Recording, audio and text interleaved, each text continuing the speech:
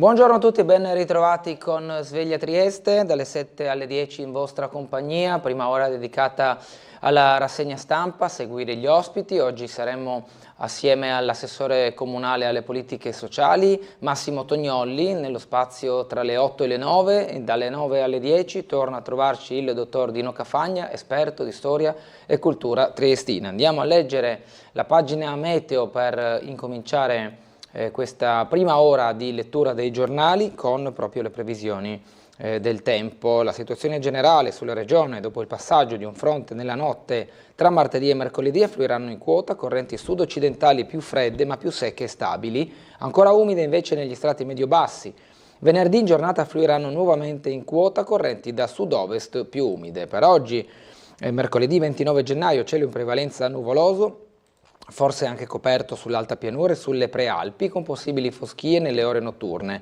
Sulle prealpi Giulie, seppur con bassa probabilità, sarà possibile qualche debole pioggia o qualche debole nevicata oltre i 1000 metri circa. Temperature minime 7-10 gradi, massime 10-13 gradi centigradi. Sguardo domani, giovedì 30 gennaio, sui settori alpini più interni cielo in prevalenza poco nuvoloso, sulle altre zone cielo variabile. Nelle ore notturne saranno probabili foschie o nebbie, specie in pianura e nelle valli. Le temperature minime si abbasseranno fra i 4 e 7 gradi, le massime tra i 10 e i 12 gradi centigradi. Andiamo a vedere anche il dettaglio delle giornate successive, che in realtà non viene definito, infatti non ancora disponibile la previsione per venerdì 31, dove però è previsto un cielo prevalenza nuvoloso con possibili deboli piogge in serata e deboli nevicate oltre i 1000 metri. Sabato cielo variabile sulla costa e sulle zone orientali, in giornata inizierà a soffiare bora moderata. Queste le previsioni fino a venerdì. Sguardo però più ravvicinato a oggi e domani, dove l'attendibilità è maggiore rispetto alle previsioni appena indicate e lette dal sito del Osmer del Friuli Venezia Giulia. Andiamo alle notizie con il Corriere della Sera, poi rapida carrellata dei quotidiani nazionali nelle prime pagine. Meloni indagata, e lo rivedremo fondamentalmente in tutte le pagine che scorreremo da qui in avanti sui titoli nazionali, ma anche all'interno del piccolo il rimando a questa notizia. Meloni indagata, non ho paura, il caso Al-Masri, l'inchiesta anche su Mantovano, Nordio e Piantedosi, e l'Ishline, la Premier chiarisca. Procedimento sul rimpatrio del libico ricercato per le torture sui migranti, la denuncia presentata dal legale dei pentiti. L'atto dovuto e le tensioni, il processo improbabile, i conflitti pericolosi è il titolo di Fiorenza Sarzanini nell'articolo di fondo di oggi del Corriere della Sera. Un attacco per la riforma della giustizia, dice il ministro Tajani, svolta dell'Associazione Nazionale Magistrati alle elezioni vince la destra. Toghe il successo che ha cambiato scenario. Trump vestito da picconatore, l'ordine globale senza difensori, l'America e gli scenari internazionali, poi la fotonotizia, caso Ultra, le accuse a Amy Schilla, stadio vietato e Val Festival, le indagini, Daspo per il cantante e l'ipotesi di associazione per delinquere. Qui il rapper in fotografia. No di Mediobanca, l'offerta di Montepaschi distrugge valore, dal CDA manovra ostile. La mossa cinese e l'allerta degli Stati Uniti sveglia sull'intelligenza artificiale. DeepSeek, dopo il terremoto provocato dalla startup cinese DeepSeek, che lunedì ha mandato a picco i titoli di Big Tech, ieri il Nasdaq ha chiuso il rialzo del 2,03% e Trump dice una sveglia per l'industria. Anche Sinner può sbagliare, scrive Massimo Gramellini nella rubrica Il Caffè, che chiude la pagina del Corriere della Sera. Congo e battaglia tra esercito e ribelli, l'assalto alle ambasciate, poi l'annuncio di Macron, la Gioconda cambia stanza, questo riportato dal Corriere della Sera. La Repubblica, Meloni indagata, sfida i PM, non sono ricattabile ma è sotto accusa, poi la scarcerazione del torturatore libico. E qui vediamo in miniatura la foto della Premier Meloni. Cosa nasconde l'eccesso di reazione, scrive Francesco Bei. La Premier in un video ha ricevuto un avviso di garanzia con Nordio, Piantedosi e Mantovano. L'Associazione Nazionale Magistrati ha atto dovuto. La denuncia dell'avvocato Ligotti. Ora la decisione su favoreggiamento e peculato spetta al Tribunale dei Ministri. In foto retate antimigranti nelle strade di New York, anche la segretaria di sicurezza Kristi Noem in azione con gli agenti, la vediamo con il cappellino e la tenuta antiproiettili nelle attività di controllo del territorio. Mattarella, un argine contro gli insulti a Segre, il ricordo della Shoah, una donna di pace, scrive Annalisa Cuzzocrea. Poi altri titoli: Mediobanca boccia Montepaschi, l'offerta distrugge valore, la partita cyber Cina-Stati Uniti, come riporta nell'editoriale Maurizio Molinari, la nostalgia è quel fiume verso Gaza, scrive invece Umberto Galimberti. Questa è la prima pagina della Repubblica. Andiamo alla Stampa, che riporta in primo piano Al-Masri, indagato il governo, quindi questo avviso di garanzia per Giorgia Meloni. La Premier ha ricevuto un avviso di garanzia, non sono ricattabile. La ANM, Associazione Nazionale Magistrati, nessun avviso, è un atto dovuto. Ligotti, il mio esposto provocato dalle bugie, ha detto il legale. Se da migranti in Italia è dura anche per legge, i ricongiungimenti e tutto ciò che ne concerne. La geopolitica, Giorgia, quell'idea da portare a Bruxelles, e poi Tunisia, tratta di Stato con i fondi europei. Viene riportato all'interno della Stampa.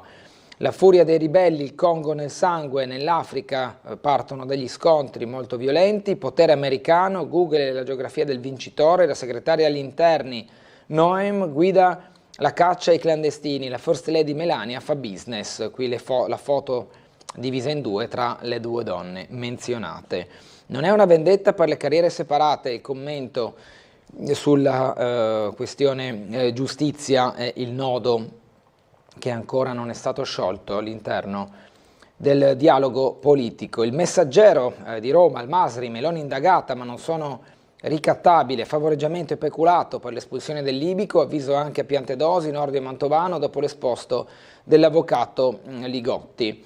Questo viene riportato in primo piano. Poi Roccaraso, intervenga l'esercito, l'orda spinta dai social, allarme il sindaco, il vertice in prefettura con la fotonotizia della ressa dei turisti social domenica scorsa in provincia dell'Aquila a Roccaraso. Covid 5 anni dopo, i dati confermano sconfitti i Novax. Il 29 gennaio 2020 i 2 primi contagi a Roma, il numero dei morti è tornato ai livelli pre-virus. Scrive Mauro Evangelisti, investimenti differiti, PNRR, un piano per usare i fondi oltre il 2026. C'è anche il calciomercato, braccio di ferro fra Lazio e Toro, Casadei al fotofinish, e poi la Roma si affida all'Olimpico per l'Eintracht Francoforte, la partita che vede la squadra di Ranieri, giallorossi, proprio in Europa League. Andiamo al Libero. Indagato mezzo governo, golpe di testa, caso Al-Masri, Giorgia Meloni accusata di favoreggiamento e peculato, coinvolti anche Piantedosi e Nordio e Mantovano, un fatto senza precedenti, lei dice non sono ricattabile. Chi è? Luigi Ligotti, l'ex sottosegretario di Prodi, che ha presentato la denuncia, e viene descritto tutto tra le pagine 2 e 7 di Libero. Non atto dovuto ma atto voluto, dice nell'editoriale Mario Secchi. Così è stato gestito l'arresto del libico, le mosse dell'esecutivo, da Mani Pulite ad oggi, toghe politica, 32 anni di guerra. L'intervista a Cicchitto, ormai è peggio che ai tempi del CAV. E poi Dema, l'attacco sui migranti, al barchino del PD risbarca in Albania. Le immagini ufficiali del 2017 di oggi, 2 fotografie per capire come è cambiata Melania Trump, pagina 12. Roccaraso chiede l'esercito per arginare i napoletani, le conseguenze delle vacanze low cost. L'annuncio di Macron, la Gioconda si trasferisce, avrà una sala tutta sua, nell'ultimo articolo che chiude la prima pagina. Andiamo alla Verità, con la furia dei PM, governo indagato, le accuse, favoreggiamento e peculato per l'espulsione del libico Al-Masri. Lo vuoi, lo stesso del caso Salvini, ha inviato avvisi di garanzia a Meloni, Piantedosi, Nordio e Mantovano. La Premier dice non sono ricattabile, Tajani sembra una ripicca delle toghe per la riforma. Il leader leghista parla di vergogna, c'è una parte della magistratura che si sente al di sopra di tutto e persegue scelte che spettano alla politica. Questo tutto il gruppo di titoli che poi vengono approfonditi nelle prime pagine su questa notizia in primo piano. Un immigrato su 3 è malato di mente, molti sono violenti, il ministro tedesco Lauterbach, non possiamo continuare così, dice. Boeri e Zucchi, manovrano per i progetti dei loro amici, manovravano, al passato, all'imperfetto anzi, per i progetti dei loro amici, le motivazioni delle richieste di arresto per le due archistar. Ancora titoli: Mattarella e Sala usano la Segre per censurare, con la scusa degli insulti in rete, invocano interventi e commissioni contro l'odio. Andiamo al Sole 24 Ore. ANCE, edilizia in caduta libera, costruzioni, a fine 2024 il calo è del 5,3%, finiti gli effetti super bonus e l'onda lunga del PNRR. Verso un calo del 7% nel 2025, parla Brancaccio, serve una strategia proprio per il dopo PNRR. Contatore della crisi, sono 728 i giorni di calo tendenziale della produzione industriale italiana. La lunga sequenza di segni meno è iniziata a febbraio di 2 anni fa e da allora caratterizza ormai la nostra manifattura. Mediobanca boccia Montepaschi, offerta non concordata distruttiva di valore, il risico bancario, gli interessi di Delfin e Caltagirone disomogenei rispetto agli altri soci. Visto da Siena, la replica del Monte al vetto di Piazzetta Cucci, è evidente la logica industriale dell'operazione. Terremoto America sul fisco globale, l'impatto sugli accordi internazionali, in foto Donald Trump con le scelte dei primi giorni del suo mandato. Gas liquefatto GNL in Europa, volumi record di importazione dagli Stati Uniti, sono 6,7 milioni di tonnellate. Big Tech, investimenti alti e redditività a rischio. Intelligenza artificiale, impegni 2025 in crescita, ma la tecnologia a basso costo rivoluziona il settore. Andiamo allo sport con la Gazzetta dello Sport, sotto a chi coppa. Champions, una notte mai vista, Inter col Monaco, niente calcoli, Milan a Zagabria servono Teo e Leao, le 2 stelle rossonere. Ottavi e playoff, 18 gare insieme, tanti verdetti italiani in lotta per i primi 8 posti. Juve col Benfica, torna Vlahovic, Atalanta si sogna a Barcellona. Qui vediamo proprio in foto Vlahovic, Lautaro Martinez, Leao e Retegui, che sono i giocatori fra i più rappresentativi delle rispettive squadre, Juventus, Inter, Milan e Atalanta, impegnate in Coppa. Oggi ultima giornata alle ore 21 con Barcellona-Atalanta, Dinamo Zagabria-Milan, Inter-Monaco, Juventus-Benfica e poi Sporting-Bologna, che però è già che è fuori dai giochi. Il Bologna chiuderà semplicemente la sua passerella europea. Dorgu allo United, a Lecce 37 milioni, il Toro tratta invece il MAS, poi sabato figurine in regalo, domenica Super Gazzetta e una copia da collezione. Il rompipallone di Gianni Gnocchi, Champions, stasera 18 partite in contemporanea, Leao e Teo, speriamo ci sostituisca ancora in fretta, così ce le vediamo tutte, con la satira e l'ironia di Gianni Gnocchi anche sui giocatori che a corrente alternata si accendono e spengono per risolvere i problemi delle proprie squadre quando si chiama al bisogno di un gol o di una giocata. Ranking per una notte, obiettivo 5 club anche nel 2025-2026. Per mantenere alto il ranking in Europa, l'Italia deve fare risultato in modo da poter presentare anche nella prossima edizione della Champions League 5 squadre ai nastri di partenza. Una serata di Champions mai vista, Inter, Milan e Atalanta per gli ottavi, la Juve ci prova, orgoglio Bologna, Lautaro sfida il Monaco, Leao a Zagabria contro Cannavaro, Retegui, esame Barcellona, esame Barça, Motta, salto al Benfica per evitare i playoff. Tudor ha seguito i bianconeri a Napoli, Castro c'è lo Sporting, tutte le partite alle 21. Dorgu libera Granaccio, l'esterno del Lecce alla United, operazione da 40 milioni, il Napoli in pressing per l'argentino. C'è ancora distanza economica, si raffredda l'ipotesi Adeyemi, per la difesa invece piste di Pongracic e Comuzzo, e il Galatasaray dalla Turchia offre 65 milioni per Osimhen, De Laurentiis rifiuta. Lista Ghisolfi, Embolo e Romero per la Roma, caccia il vice di Dovbyk, il DS si muove per lo svizzero del Monaco e lo spagnolo del Siviglia. Hermoso invece va al Bayern. Lukman KO, Gasp punta su Raspadori, il Napoli lo blinda, sempre sul mercato. Lazio e Torino, duello per Casadei, Lotito aspetta il sì da Londra, il club Granata si inserisce di nuovo e tenta il sorpasso. Il Belgio, Nainggolan rilasciato in libertà vigilata, l'ex centrocampista di Cagliari e Roma. In edicola il nuovo numero con i motori e con la Ferrari Autosprint Baronetto Rosso con Lewis Hamilton che veste proprio la divisa, i colori del cavallino rampante di Maranello e quindi la Ferrari. Andiamo al piccolo, abbiamo visto già i titoli nazionali in buona parte tra quelli come dire, della stampa generalista, ma anche quella settoriale con il Sole 24 Ore e i quotidiani sportivi. Andiamo ora al quotidiano locale, caso Al-Masri, Meloni indagata, non mi lascio intimidire, in primo piano tanto la questione Meloni quanto poi quelle relative ai fatti di Trieste. Infatti vediamo accanto la foto di Galleria Sandrinelli con la dicitura chiusa per 3 settimane la Galleria Sandrinelli, ma ci arriveremo nel corso di questa rassegna stampa. Dicevamo di Giorgia Meloni, è sotto inchiesta per peculato e favoreggiamento, avvisi di garanzia a Nordio, Piantedosi e Mantovano. Taglio alto, DeepSeek, l'intelligenza artificiale cinese scuote i mercati, Trump è una sveglia per le big tech. Bananti, il digitale condiziona i governi, viene riportato a pagina 6 e 7, lezioni di umiltà agli Stati Uniti che l'Unione Europea deve sfruttare. Guardando ancora la prima pagina del piccolo, tanto la Galleria Sandrinelli quanto la Flex, venduta al fondo tedesco, il Ministero studia azioni legali. Al tavolo romano la multinazionale americana conferma la cessione a FireCap. 350 lavoratori in bilico, regione industriali, macelleria sociale.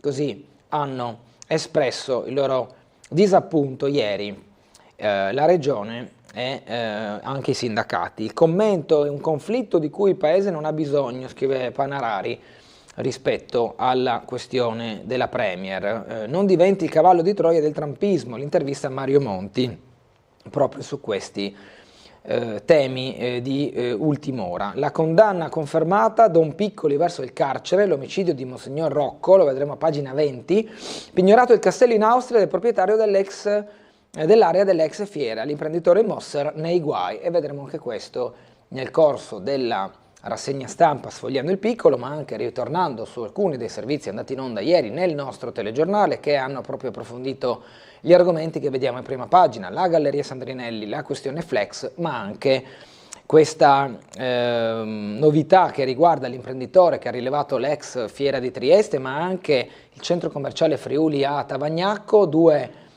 opere considerate strategiche da un punto di vista commerciale per l'imprenditore che a questo punto però si trova in una situazione complessa perché dopo il rifiuto di liquidare Friulia per la quota che aveva apportato, visto che non sono partiti i lavori tanto a Tavagnacco quanto a Trieste se non le demolizioni, allora al rifiuto di pagamento è stato pignorato il castello per un valore di circa 2 milioni di euro. Vediamo i dettagli.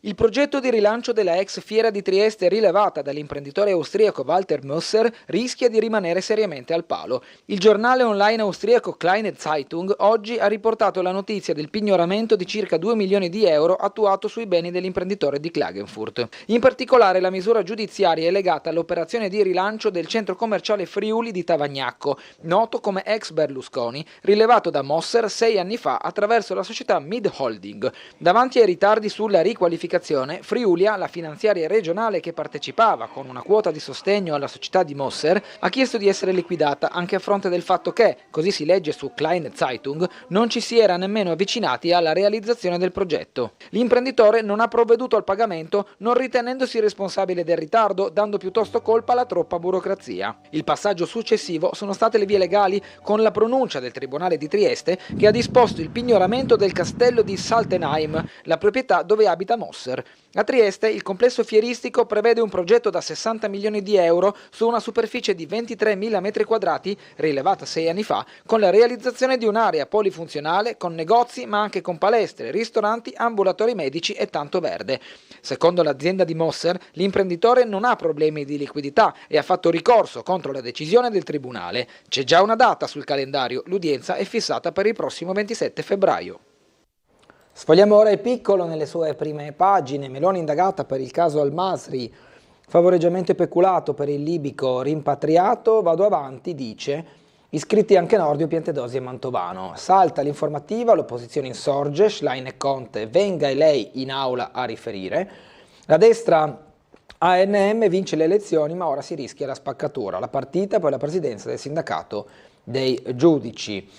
Dall'arresto all'espulsione in Libia, per l'AIA il generale è un torturatore, lo scontro politico con la corte sul responsabile di Mittiga, rimpatriato per ragioni di sicurezza.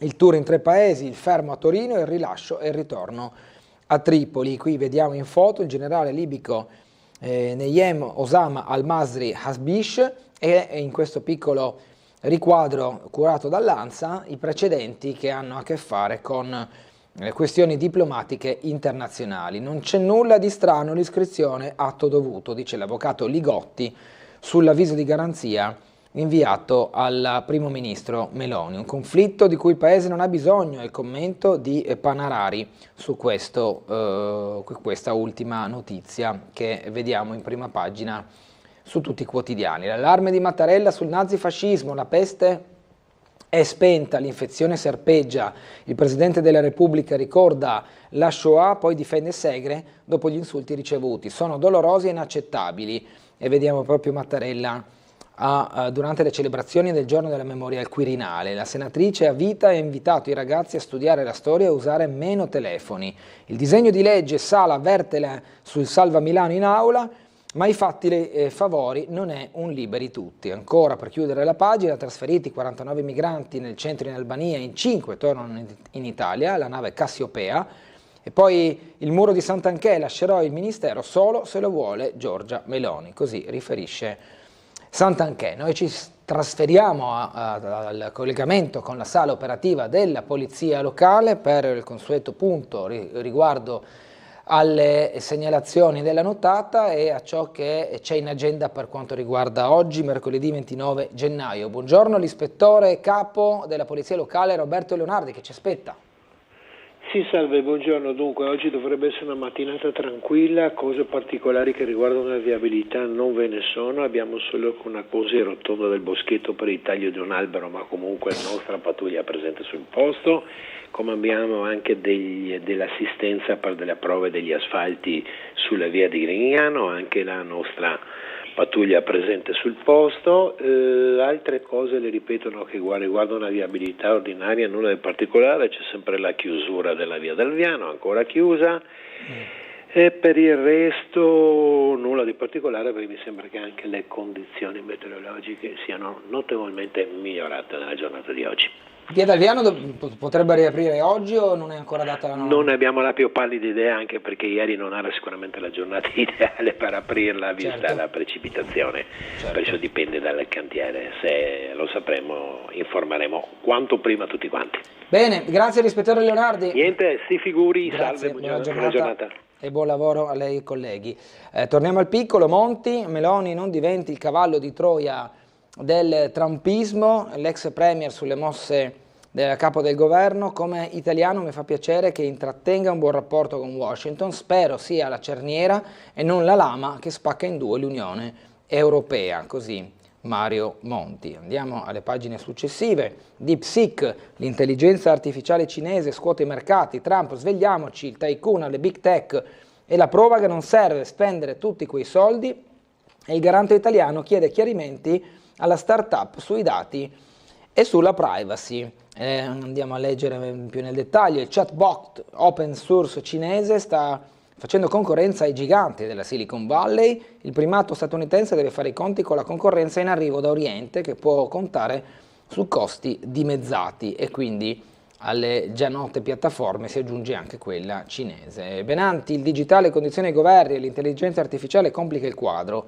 Il padre francescano, consigliere del Papa, e il ruolo delle piattaforme, schiacciato l'individuo, dice lo stesso nell'intervista. Lezione di umiltà agli Stati Uniti che l'Europa deve sfruttare. Se l'Unione Europea ci credesse, riuscisse ad attirare capitali, poi l'innovazione potrebbe invertire la tendenza. I cinesi dimostrano che la barriera d'ingresso per l'intelligenza artificiale non è insormontabile. Ora servono alleanze strategiche. Il punto in questo articolo. Violenze e scontri in Congo, assaltate alcune ambasciate, la sede italiana non è coinvolta. Il gruppo armato M23 filo ruandese in azione, l'allarme lanciato dalla Croce Rossa, rischio il laboratorio Ebola di Goma. Qui vediamo una foto degli scontri. Il programma alimentare mondiale è costretto a sospendere gli aiuti nelle città. Le famiglie attendono la lista di chi non c'è più. Ostaggi israeliani da Tel Aviv, ancora la richiesta di scarcerazione, secondo quelle che sono le tappe concordate con la Palestina e Hamas. Serbia, dopo le proteste e la resa di Vučević, terremoto politico al Belgrado. Il premier si dimette, sulle mobilitazioni accusa progettate dall'esterno. Sulle sorti del governo decisiva la tragedia di Novi Sad. Per l'ex primo ministro è stata usata a fini politici. Vučić esclude l'ipotesi di un esecutivo di transizione, nuova squadra o si va ad elezioni. A progetti con fondi regionali in ritardo, all'imprenditore è stato pignorato il castello. Nel mirino i lavori per il parco giochi nel centro commerciale di Tavagnacco. Friulia chiede indietro 2 milioni di euro, l'abbiamo visto prima nel servizio che abbiamo mostrato poco fa. Da avvocato a operatore immobiliare, l'austriaco è a capo di un gruppo che oggi conta 150 dipendenti e si occupa anche di parcheggi e strutture ricettive turistiche. Realizzò il primo Mediamarkt a Klagenfurt, da allora smise di esercitare la professione forense. Il ritratto di chi è l'imprenditore Musser e poi di quelli che sono stati i progetti che ha portato avanti tanto in Austria quanto negli paesi europei in cui ha operato. Flex è a FireCap entro 2 giorni, il Ministero pensa ad azioni legali. Respinta una doppia proposta di confronto, prima con un fondo israeliano e poi con una società ceca. Oggi assemblea di fabbrica per aggiornare i 350 lavoratori in bilico sull'esito dell'incontro. La fabbrica tessile ha rinnovato la richiesta di cassa integrazione straordinaria per 169 persone alla Tirso, in regione 683 posti disponibili per il servizio civile universale. Le candidature vanno presentate online con SPID entro il 18 di febbraio, opportunità in diversi settori che riguardano giovani tra i 18 e i 28 anni. Andiamo ad approfondire il tema Flex. Ieri il tavolo al Ministero, i sindacati al termine hanno rilasciato una nota molto dura e critica verso le decisioni dell'azienda, che sono state quelle di non interloquire a dovere, secondo i sindacati, con loro stessi e con altri attori imprenditoriali, e si sono affidati invece a questo gruppo che, secondo i rappresentanti dei lavoratori, non garantiscono l'occupazione a lungo termine, anzi neanche a medio termine. Vediamo. Dal tavolo odierno a Roma sulla crisi Flex nella sede del Ministero del Made in Italy, i sindacati sono usciti di fatto con gli stessi dubbi, ma soprattutto le stesse paure della vigilia. La Corporation ha confermato infatti la prosecuzione della trattativa con il fondo FairCap, che dovrebbe chiudersi nei prossimi giorni. Privi di un piano industriale credibile da parte del fondo tedesco, si legge in una nota dei sindacati, e di qualsiasi elemento di garanzia a tutela dell'occupazione, resta la grave dichiarazione dello scorso incontro, nel quale il fondo faceva intendere la volontà di voler affrontare un tema esuberi. Tutto questo, scrivono i sindacati, è inaccettabile. Abbiamo chiesto al governo e alla regione, si legge in una nota vergata da FIM, FIOM, WILM e UGL, di agire con tutti gli strumenti a disposizione per cercare di mettere Flex di fronte alle sue responsabilità. Il Ministero, dal canto suo, si legge sempre nella nota, ha condannato l'assoluta gravità del comportamento di Flex e ha dichiarato di essere pronto a valutare anche elementi di carattere penale laddove ne ricorrano i presupposti. Allo stesso tempo il Ministero ha dichiarato la necessità di contattare FairCap per ottenere le indispensabili garanzie occupazionali ed industriali per il sito triestino. Per questo motivo il tavolo è destinato ad aggiornarsi allo scopo di andare a fondo rispetto all'operazione messa in atto da Flex e da FairCap e cercare di individuare un percorso di garanzia per il sito e per i lavoratori. Il tavolo è stato dunque aggiornato al 12 febbraio. Da parte sindacale, si legge, siamo ad affermare che non saremo disponibili ad affrontare una discussione che parli di esuberi. Domani mattina è programmata l'assemblea per fare il punto e decidere le iniziative sindacali del caso. Andiamo a leggere le altre notizie dal piccolo. Case di comunità, l'accelerazione, la nuova relazione della Corte dei Conti sullo stato di avanzamento degli interventi. Su 204 milioni impegnato il 52%, in generale superate le criticità. Trieste è però in ritardo. Nella parte alta della pagina, tutta in grigio, tutta una serie di numeri e di valori, la Corte dei Conti, la sezione di controllo per il Friuli Venezia Giulia e il report sulle case di comunità, parliamo chiaramente di sanità. Riccardi, l'assessore regionale analisi utile alla programmazione, il nuovo modello parte a Tarcento da febbraio. L'assessore alla salute sul report della magistratura contabile, sottoscritta intanto la convenzione con la ASP Opera Pia Kojanitz, e con questo noi andiamo in pubblicità per ritornare tra poco in vostra compagnia con la lettura delle altre pagine del Piccolo che vedremo nella seconda parte della rassegna stampa. A tra poco.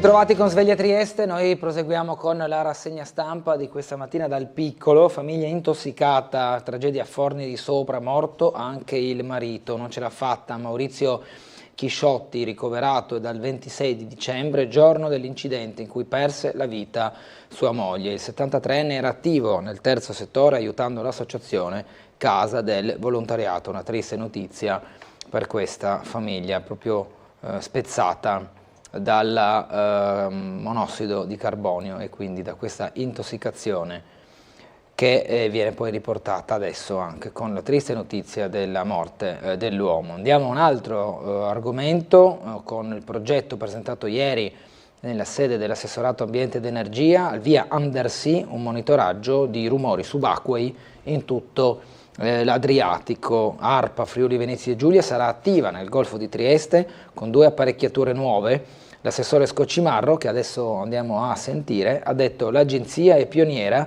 sul tema dal 2012. Suoni provocati da attività antropiche sono riconosciuti come inquinanti per la fauna marina. Sentiamo.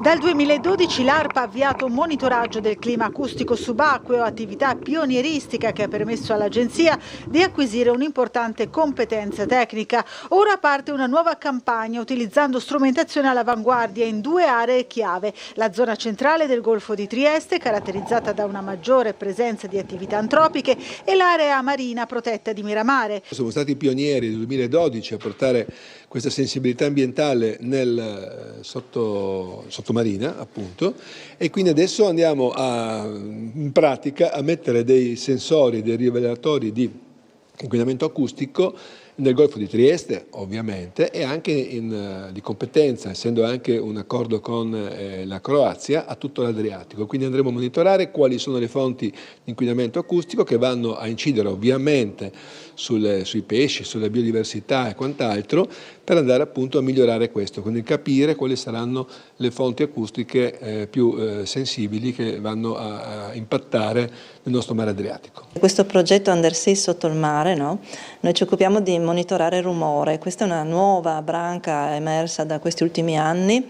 Il progetto durerà 6 anni più o meno come tutti i progetti, no, questo forse un po' meno, e l'obiettivo è quello proprio di monitorare il rumore sott'acqua. Partiamo dall'Alto Adriatico, arriviamo fino in fondo con la Puglia, che è uno dei partner, anche l'ARPA Puglia, di questo progetto, con altri partner della costa croata. Misuriamo il rumore, dopodiché elaboriamo i dati per capire anche, distinguere la tipologia del rumore, no? Grandi navi, piccole navi, imbarcazioni di portistica, e quindi attraverso anche proprio i satellitari poi associare i dati per capire proprio quanto rumore fanno, che tipo di rumore fanno e il disturbo che danno alle specie acquatiche, no?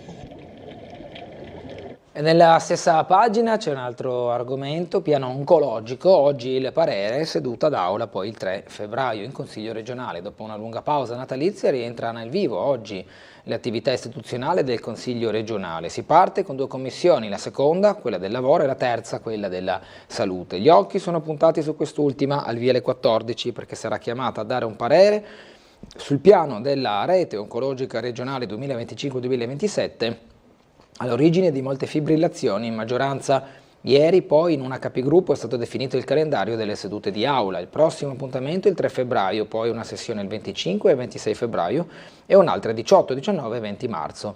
I rumors assicurano che non sono previsti scossoni in maggioranza in terza commissione.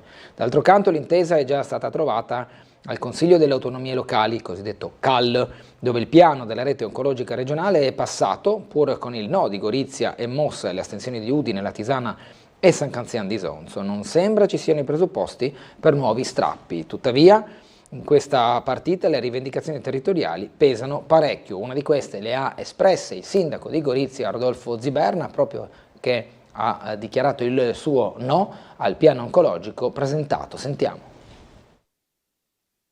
Non c'è alcuna tragedia, nel senso che le relazioni tra il Comune di Gorizia e l'amministrazione regionale sono forti, fortissime, ci mancherebbe che venissero intaccate. Il sindaco di Gorizia smorza i toni e rassicura nessuno strappo con la giunta regionale, tantomeno con l'assessore Riccardi, anche lui di Forza Italia, ma di fatto all'interno del Comitato per le Autonomie Locali Ziberna a sorpresa ha votato contro il piano per la rete oncologica, che è passato a maggioranza con l'astensione di Udine, Latisana e San Canzian d'Isonzo e il no anche di Mossa. Il motivo del voto contrario è presto detto. Gorizia chiede la tutela di un'eccellenza come l'urologia. Abbiamo chiesto all'amministrazione regionale, all'assessore Riccardi, che venisse tutelato la urologia sul rischio di depotenziamento di urologia, ma non per Gorizia, perché sappiamo che ormai guai a pensare a rivolgersi alla sanità più vicina o sotto casa. È ovvio che uno si rivolge dove la sanità è migliore. L'urologia goriziana è una struttura complessa dotata di robot con un direttore e 10 dirigenti medici che nel 2024 ha eseguito oltre 1000 interventi richiamando pazienti anche da fuori regione. Noi sappiamo che il saldo di coloro che vengono in regione per sottoporsi a trattamenti sanitari e quelli che vanno altrove fuori regione è negativo per il Friuli Venezia Giulia. Rappresenta un'eccezione invece urologia Gorizia, tantissimi sono coloro che vengono dal Veneto, che vengono dall'Emilia Romagna, è una vera e propria eccellenza per tutto il Friuli Venezia Giulia e noi ci chiediamo perciò perché creare un danno a tutti i cittadini, non soltanto ovviamente di Gorizia ma anche quelli di Udine, di Pordenone, di Trieste, quando abbiamo un'eccellenza. Per questo motivo abbiamo dato il nostro voto non favorevole, ma sono certo che, vista ogni qualvolta ci siamo rapportati con la Regione, è sempre avvenuto con grande buonsenso, con grande comprensione reciproca, non vedo perché non si possa alla fine risolvere sempre con questo buonsenso. Altri argomenti: il porto di Trieste, grande hub energetico, Italia snodo per i flussi Europa-Africa. A Bruxelles, presentazione del Parlamento dell'Unione Europea e del Med e Italian Energy Report realizzato da SRM e Politecnico di Torino. Questi gli argomenti portati all'attenzione internazionale.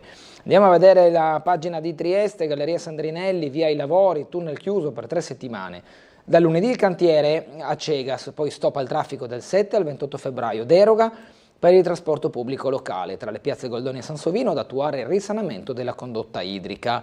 Ne abbiamo parlato ieri con il sindaco di Trieste Roberto Di Piazza, è arrivata poi nella mattinata la nota anche di conferma da parte di Acegas APS Amga che si occuperà dei lavori alla rete idrica. Il sindaco ha parlato tanto della Galleria Sandrinelli quanto di altri progetti, non ultimo poi anche un accenno alla ripartenza del tram di Opicina.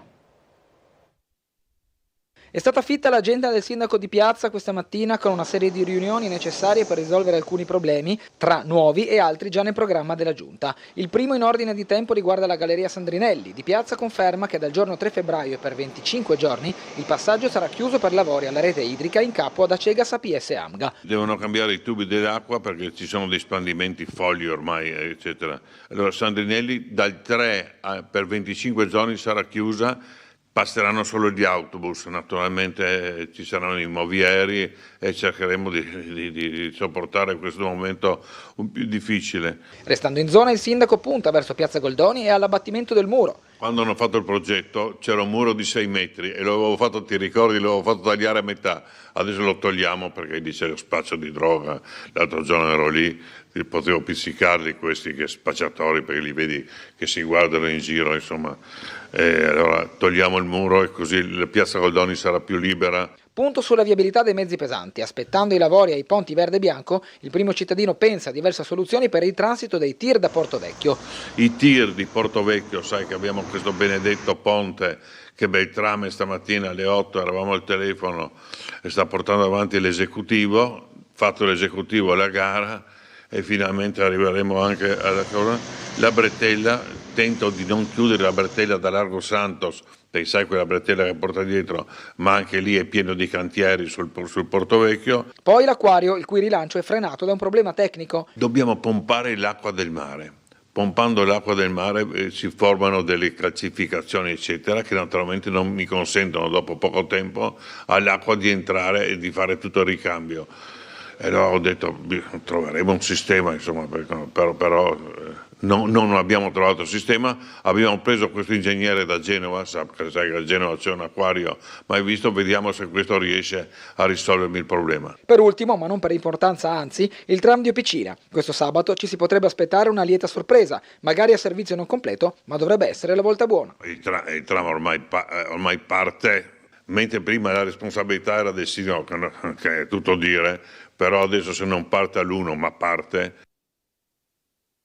E poi sul tram sappiamo che quando si parla di tempistiche e tutto il resto, insomma, si va molto cauti. Andiamo a leggere le notizie del piccolo della cronaca di Trieste, l'abbiamo già iniziata e la proseguiamo. Monsignor Rocco, assassinato in seminario, il carcere per Don Piccoli dopo l'ospedale, condannato a 21 anni e 6 mesi per aver strangolato il prete che lo avrebbe sorpreso rubare alcune statuette religiose. Questa la notizia. Oggi il religioso si trova ricoverato a Roma per un intervento chirurgico, il parere definitivo degli Ermellin dopo il primo grado e 2 diversi appelli. Un edificio isolato in cima a San Vito. Don Piccoli, vicino di stanza della vittima, quella notte era uno dei pochi presenti nella casa del clero di via Besenghi. L'immobile color panna si trova all'interno del comprensorio dell'ex seminario di via Besenghi in cima al colle di San Vito. Posto a sinistra di chi guarda rispetto all'edificio principale, è nato per ospitare sacerdoti anziani o di passaggio. E la foto che vedete è proprio quella dell'edificio in questione. Uccise il figlio disabile, il dramma familiare in via Foscolo, ma non andrà a processo, gravemente malato 2 anni fa. Aveva ucciso il figlio disabile a coltellate prima di tentare il suicidio, il tutto a pochi giorni dalla morte della moglie. Ieri Marino Petronio, 68enne, già all'epoca seguito dai servizi di salute mentale, è stato ribadito che è totalmente incapace di partecipare a un processo non solo per i disturbi psichici, ma anche per una grave patologia neurodegenerativa insorta nel frattempo. Furto con spaccata in via Ginnastica, spariti dalla tabaccheria 1.500 euro in zona a dicembre, colpito il negozio Nistri, il malvivente si era ferito come avvenuto in viale 20 settembre spaccando il vetro della porta d'ingresso. Invece il maltempo di ieri, bomba d'acqua allaga il tribunale, ok le paratie installate a Muggia, super lavoro per i vigili del fuoco, causa la caduta di calcinacci in città e di alberi lungo la costiera. Il maltempo con vento di scirocco, ieri è stata una parentesi un po' funesta che ha comportato una decina, forse anche qualcosa di più, di chiamate, vigili del fuoco e di interventi operati dai pompieri, tanto a Trieste quanto a Muggia, in particolare per allagamenti e poi la caduta di un albero proprio sulla strada costiera. A Duino Risina piove dentro la Igo Gruden, spostata una classe dalla scuola media proprio per la pioggia che entrava nell'aula. Grignano, fra storia, natura e l'omaggio di Battisti, il fascino intatto, Miramare e quel videoclip del cantante. Qui Zeno Saracino racconta Grignano fra presente e passato, poi Stavropoulos e la sua villa in costiera, un gioiello eclettico abbandonato. Il magnate greco donò l'edificio e le sue collezioni al comune, ma entrambi oggi non sono più visitabili. Dal nuovo logo agli eventi culturali, la libreria Saba riaperta al pubblico. Inaugurazione 1 anno dalla scomparsa di Cerne. Il gestore, il modello è Shakespeare & Company. Ieri c'è stata questa inaugurazione, ieri mattina, proprio mentre pioveva a dirotto, della riapertura della libreria Saba. Il giorno scelto non è casuale perché ricorre un anno dalla morte di Mario Cerne, che gestiva in precedenza la libreria. C'era anche la figlia.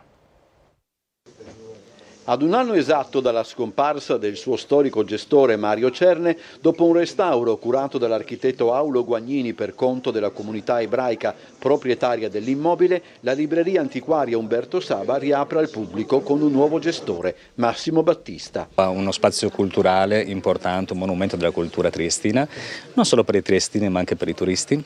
che affollano questo posto proprio con un desiderio di riscoprire sia la libreria sia la storia di Saba, e anche molti affezionati a Mario Cerne. Mario Cerne è stato naturalmente un personaggio che questa libreria l'ha vissuta con amore, con grande passione. Oggi c'è una nuova gestione e quindi l'augurio è che in qualche modo riescano a trasmettere le emozioni che questo posto ovviamente deve dare.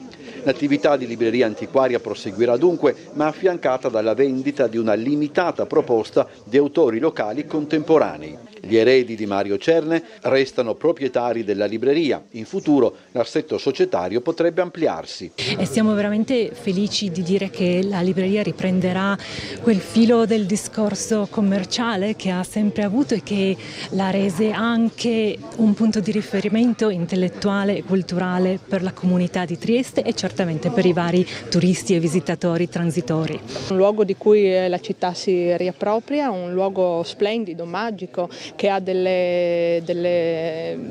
un significato non solo commerciale ovviamente, ma storico e sociale. La libreria potrà contare su un nuovo logo realizzato da Paolo Prossen, ispirato alla poesia di Saba dal titolo L'Arboscello. Ancora notizie dal Piccolo, abitazione svaligiata dai ladri, scappano con gioielli in oro, i raid nella frazione di Caresana, il colpo a San Dorligo della Valle, sono entrati da una porta finestra e hanno rovistato nelle stanze. Indagano i carabinieri, al vaglio le telecamere. Marchesic vuole l'aula per i comizi, il sindaco Coretti, solo istituzioni. La richiesta del consigliere di opposizione innesca un nuovo scontro a San Dorligo della Valle. Torna a farsi rovente a San Dorligo della Valle, leggiamo il confronto a distanza fra il sindaco Alessandro Coretti e il consigliere di opposizione Giorgio Marchesic, capogruppo della lista Federazione del Territorio Libero di Trieste. Marchesic ha reso pubblico il contenuto di una sua mozione che sarà presentata nel prossimo Consiglio Comunale, nella quale chiede di mettere a disposizione durante tutto l'anno la sala consigliare per conferenze stampa, dibattiti e manifestazioni varie, al fine di informare la cittadinanza sulle attività dei vari gruppi. Una richiesta che parte da queste considerazioni: premesso che tutti i gruppi presenti in aula dovrebbero avere pari dignità e opportunità politica, e preso atto che tutt'oggi nessuna commissione permanente è stata ancora costituita, come prevista dal regolamento comunale, eccezion fatta per quella elettorale, limitando così il Consiglio Comunale nell'esercizio delle proprie funzioni, in sostanza, stando a Marchesic, sarebbe attualmente impedito di avere un contatto diretto con la cittadinanza. Il tutto, dice, nonostante l'esistenza di una delibera del 2024 che afferma l'esatto contrario, per quanto con una limitazione nel tempo. Ma la risposta arriva subito: la richiesta non è ammissibile, dice il sindaco Coretti, perché il regolamento in essere prevede che i consiglieri comunali possano utilizzare l'aula o altri spazi solo per l'espletamento delle funzioni connesse al loro mandato, come per esempio riunioni dei gruppi consigliari, e non per manifestazioni, conferenze o altro, e quindi le due posizioni diverse in aula. Posti di blocco in Carso, leggiamo, fra arresti, denunce e il ritiro di una patente e controlli da parte dei carabinieri. Nuova rotatoria Lanza, il taglio del nastro a febbraio con la regione a Sgonico. È fissata per la seconda metà di febbraio l'inaugurazione ufficiale della rotatoria Lanza della zona artigianale di Sgonico. Lo ha comunicato la segreteria dell'assessore regionale per le infrastrutture e territorio Cristina Amirante. Dunque il taglio del nastro arriverà tra qualche settimana. Ancora le pagine del Piccolo con le segnalazioni, le foto e i rimandi degli appuntamenti, la pagina della cultura, la capitale europea della cultura, le targhe dei luoghi raccontano storie, Volcic oltre i confini, i giardini pubblici di Gorizia intitolati al maestro di cronache e approfondimenti, lo sguardo costante sull'est europeo da corrispondente e da parlamentare, poi i nuovi scavi e una sezione navale, ecco l'Aquileia del futuro. Il bilancio del 2024, più 2% di accessi, e il programma degli eventi del 2025. La Fondazione dice prioritaria la salvaguardia del sito UNESCO, buffer zone da ampliare.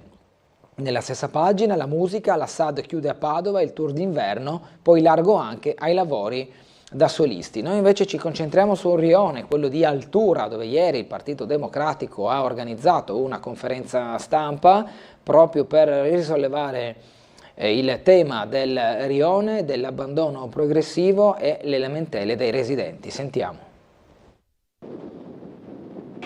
Ancora una volta, perché non è la prima, abbiamo sottolineato come il rione di Altura non venga minimamente considerata da questa amministrazione comunale. Altura dimenticata dalla giunta di piazza. Il Partito Democratico torna alla carica sul rione periferico che, hanno spiegato i consiglieri Dem Salvati in comune e Giachini in 7ª circoscrizione, avrebbe bisogno di una risistemazione generale dei marciapiedi, soprattutto nell'area scolastica, ma non solo. Nell'ultimo consiglio, quello che si è tenuto alcune settimane fa, dove c'erano appunto all'ordine del giorno una serie di documenti allegati al bilancio che abbiamo approvato a dicembre, uno di questi, presentato dal Partito Democratico con me primo firmatario, chiedeva l'intervento del sindaco e della giunta su una serie di problematiche. Si chiede di porre l'attenzione sulle autovetture che transitano lungo via Alpi Giulie con un'elevata velocità.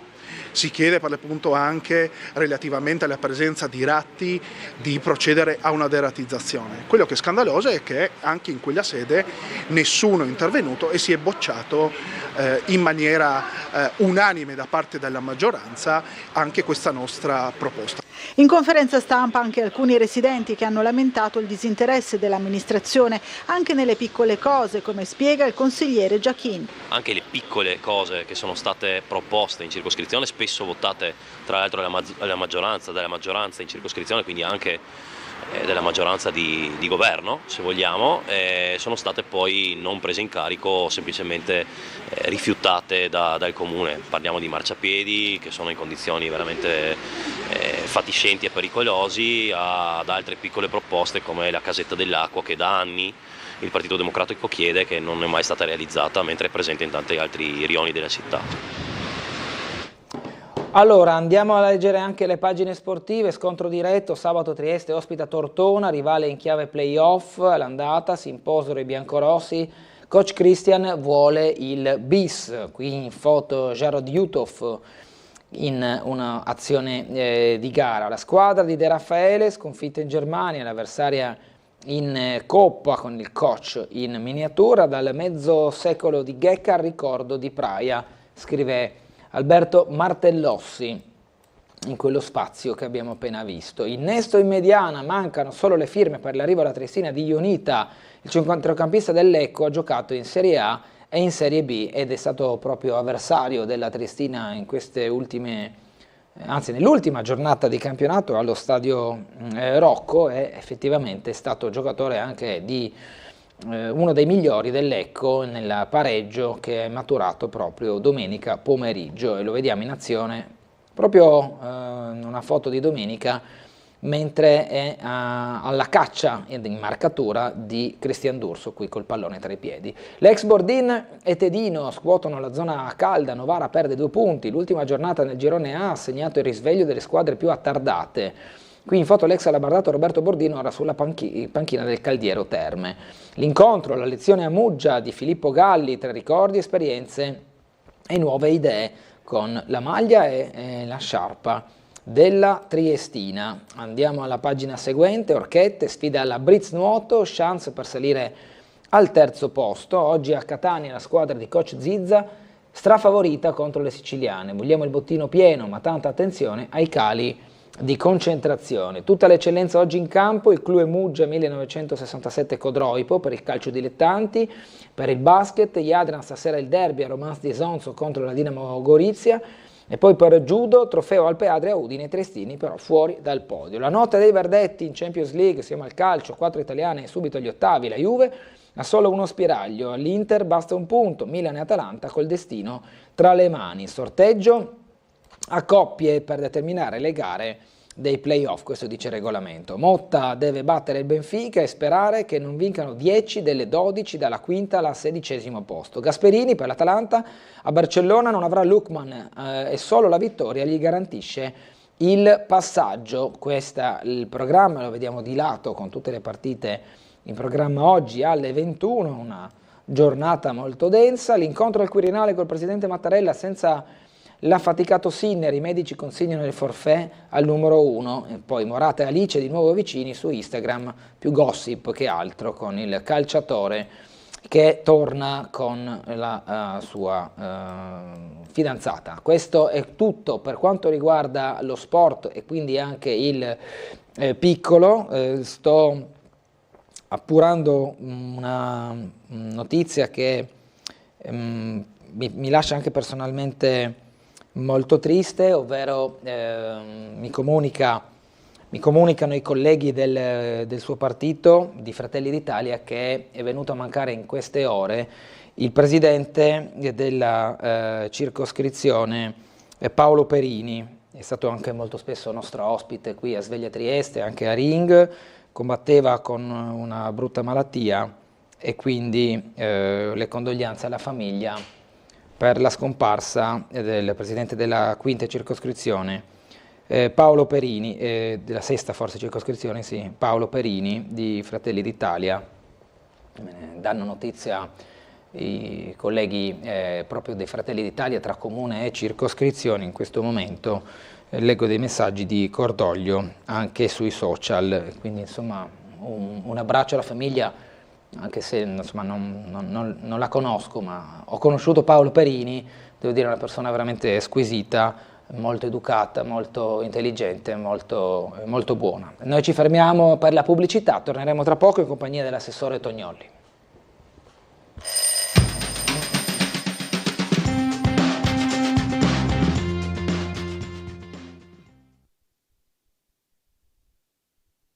Ben ritrovati in diretta con Sveglia Trieste, do il buongiorno e benvenuto all'assessore comunale alle politiche sociali del Comune di Trieste, Massimo Tognolli, ben trovato. Buongiorno caro Gullotta, grazie a Tele4 per il gradito invito, buongiorno alle nostre telespettatrici e telespettatori.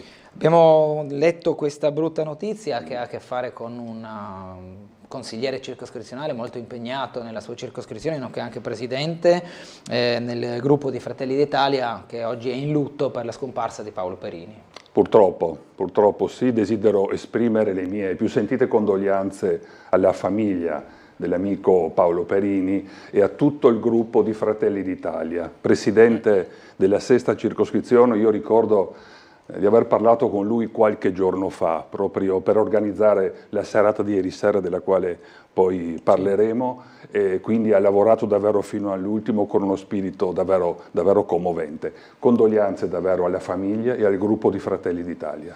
A cui mi associo anch'io, lo avevo già fatto prima della pubblicità. Allora, Assessore, abbiamo subito una telefonata, poi abbiamo diversi argomenti, anche numerosi, da trattare questa mattina assieme. Sentiamo chi è in linea, buongiorno.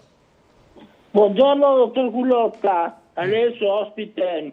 Buongiorno. Buongiorno. Io sono Preda, niente che qualcuno mi conosce di Tele4, allora, prego. Io voglio soffermarmi un momento su questo caso di Asmari, mi scusate. Allora, mi sono venuti inizialmente dei dubbi, farò presto a spiegarmi, quando questo tale, che diciamo è stato torturatore, omicida, viene rilasciato dal governo italiano, no? Ma poi da una denuncia c'è l'accusa di pareggiamento peculato, poi non è neanche un vero avviso di garanzia, dicono le ultime, ma un'iscrizione a un registro. Però dopodiché anche ho pensato, sentendo anche le varie notizie, che diciamo praticamente con questo rilascio di cui diciamo, il governo ha per sicurezza nazionale, diciamo così, la facoltà, ne abbiamo in cambio che non ci arrivano ordini di migranti e terroristi, così si parlava, no? E poi c'è l'opinione, diciamo,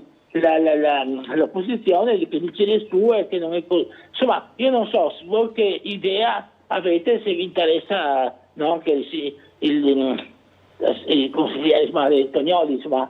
Ok. Ecco, questo qui. Grazie.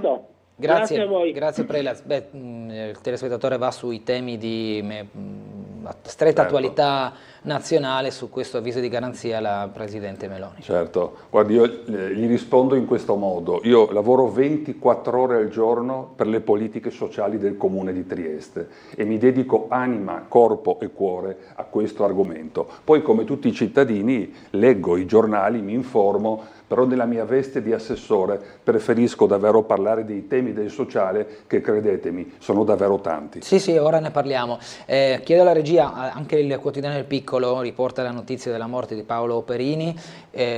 chi non avesse collegato il nome a un volto, si tratta di questa persona che vedete in foto. Noi l'abbiamo avuto ospite in diverse occasioni a Sveglia Trieste, del gruppo di Fratelli d'Italia, presidente della sesta circoscrizione.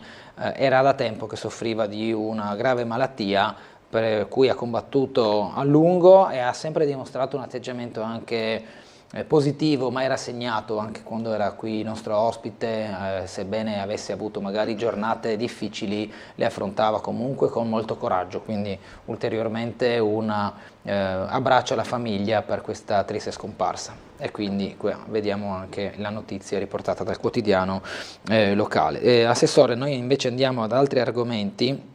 Come detto, attraverso l'assessorato delle politiche sociali ci sono diverse attività in piedi. Innanzitutto parto con il primo regolamento per le case di riposo, che è sicuramente un qualcosa di atteso.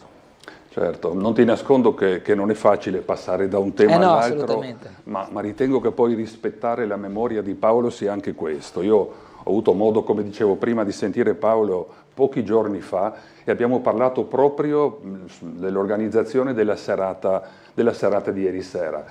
Una serata davvero, non esagero dicendo che è stata una serata storica per la nostra città. Abbiamo fatto politica, la politica con la P maiuscola. Ieri sera ho convocato tutte e 7 le circoscrizioni della nostra città per illustrare loro il regolamento sulle case di riposo, il regolamento che andrà a normare l'accesso alle case di riposo e il contributo pubblico, quindi alle rette. Abbiamo illustrato questo regolamento assieme ai colleghi dei servizi sociali del Dipartimento e anzitutto a loro va il mio grande grazie, anzi diciamo i loro nomi, perché spesso diciamo uffici tecnici, ma dietro ci sono persone che ovviamente lavorano con grande passione, con grande competenza, a cominciare dalla splendida responsabile Ambra De Candido, responsabile del Dipartimento alle politiche sociali, e poi ieri abbiamo avuto Gianluca Belleli, poi Luca Gemiti che ha contribuito in maniera importante alla stesura di questo regolamento e ovviamente il dottor Mauro Silla. È stato un lavoro di squadra che si è protratto per oltre 1 anno e mezzo. Vedi, ieri sera abbiamo fatto una cosa molto importante, ovvero sia io ho iniziato parlando di principi, di valori, di condivisione, di partecipazione, di dialogo su un tema che in realtà riguarda tutti noi, riguarda noi in particolar modo in quanto rappresentanti dei cittadini nelle istituzioni, però sai anche a livello personale molti di noi hanno una mamma, un papà, dei nonni, dei parenti o li avranno che si trovano in una casa di riposo, quindi è un tema che coinvolge davvero tutti, verso il quale bisogna avere quindi grande rispetto, grande tatto, grande sensibilità. Ciò è avvenuto esattamente ieri sera. Eravamo quasi in 100 nella sala consiglio del Comune di Trieste ed è stato importante perché abbiamo ascoltato le circoscrizioni, prima abbiamo spiegato loro il nuovo regolamento, poi loro ci hanno dato dei ritorni, delle domande, sai, la materia è molto complessa, è anche molto tecnica, e hanno dato dei suggerimenti, davvero 2 ore intense, importanti e credo, anzi sono certo, che abbiamo onorato la sala del Consiglio di Trieste nella quale ci trovavamo. Quali sono le principali novità? Anzitutto la principale novità è che c'è un regolamento, perché non c'era un regolamento, cioè il Comune di Trieste non aveva un regolamento su questa materia, ovvero sia ci si riferiva a delle linee guida che però erano risalenti a 30 anni fa e in realtà non più rispondenti alla legge, per cui bisognava comunque creare ex novo un regolamento. Abbiamo iniziato sin da subito, dall'inizio del mio mandato, ma insomma era un tema già ben presente, e abbiamo lavorato per 1 anno e mezzo perché quando devi scrivere un regolamento da zero devi provare a mettere in conto tutte le varie situazioni che possono determinarsi. Certo. Ho fatto ieri una metafora automobilistica, ovvero sia, ho detto, creare un regolamento per le case di riposo è un po' come fare il tagliando a un motore di un'automobile, ma con il motore in moto e con l'automobile in corsa. Okay. Perché le case di riposo ci sono già, stanno operando. Anzi, a questo proposito ricordiamo un paio di numeri delle case di riposo, che sono 2, c'è la residenza Gregoretti che si trova all'interno del comprensorio di San Giovanni e poi c'è il centro per l'anziano di via Marchesetti che ha all'interno le 2 strutture di Casa Bartoli e Casa Serena. In totale parliamo di oltre 290 posti letto e pensa che ci sono quasi 300 persone che lavorano in queste strutture, quindi il rapporto è quasi di 1 a 1.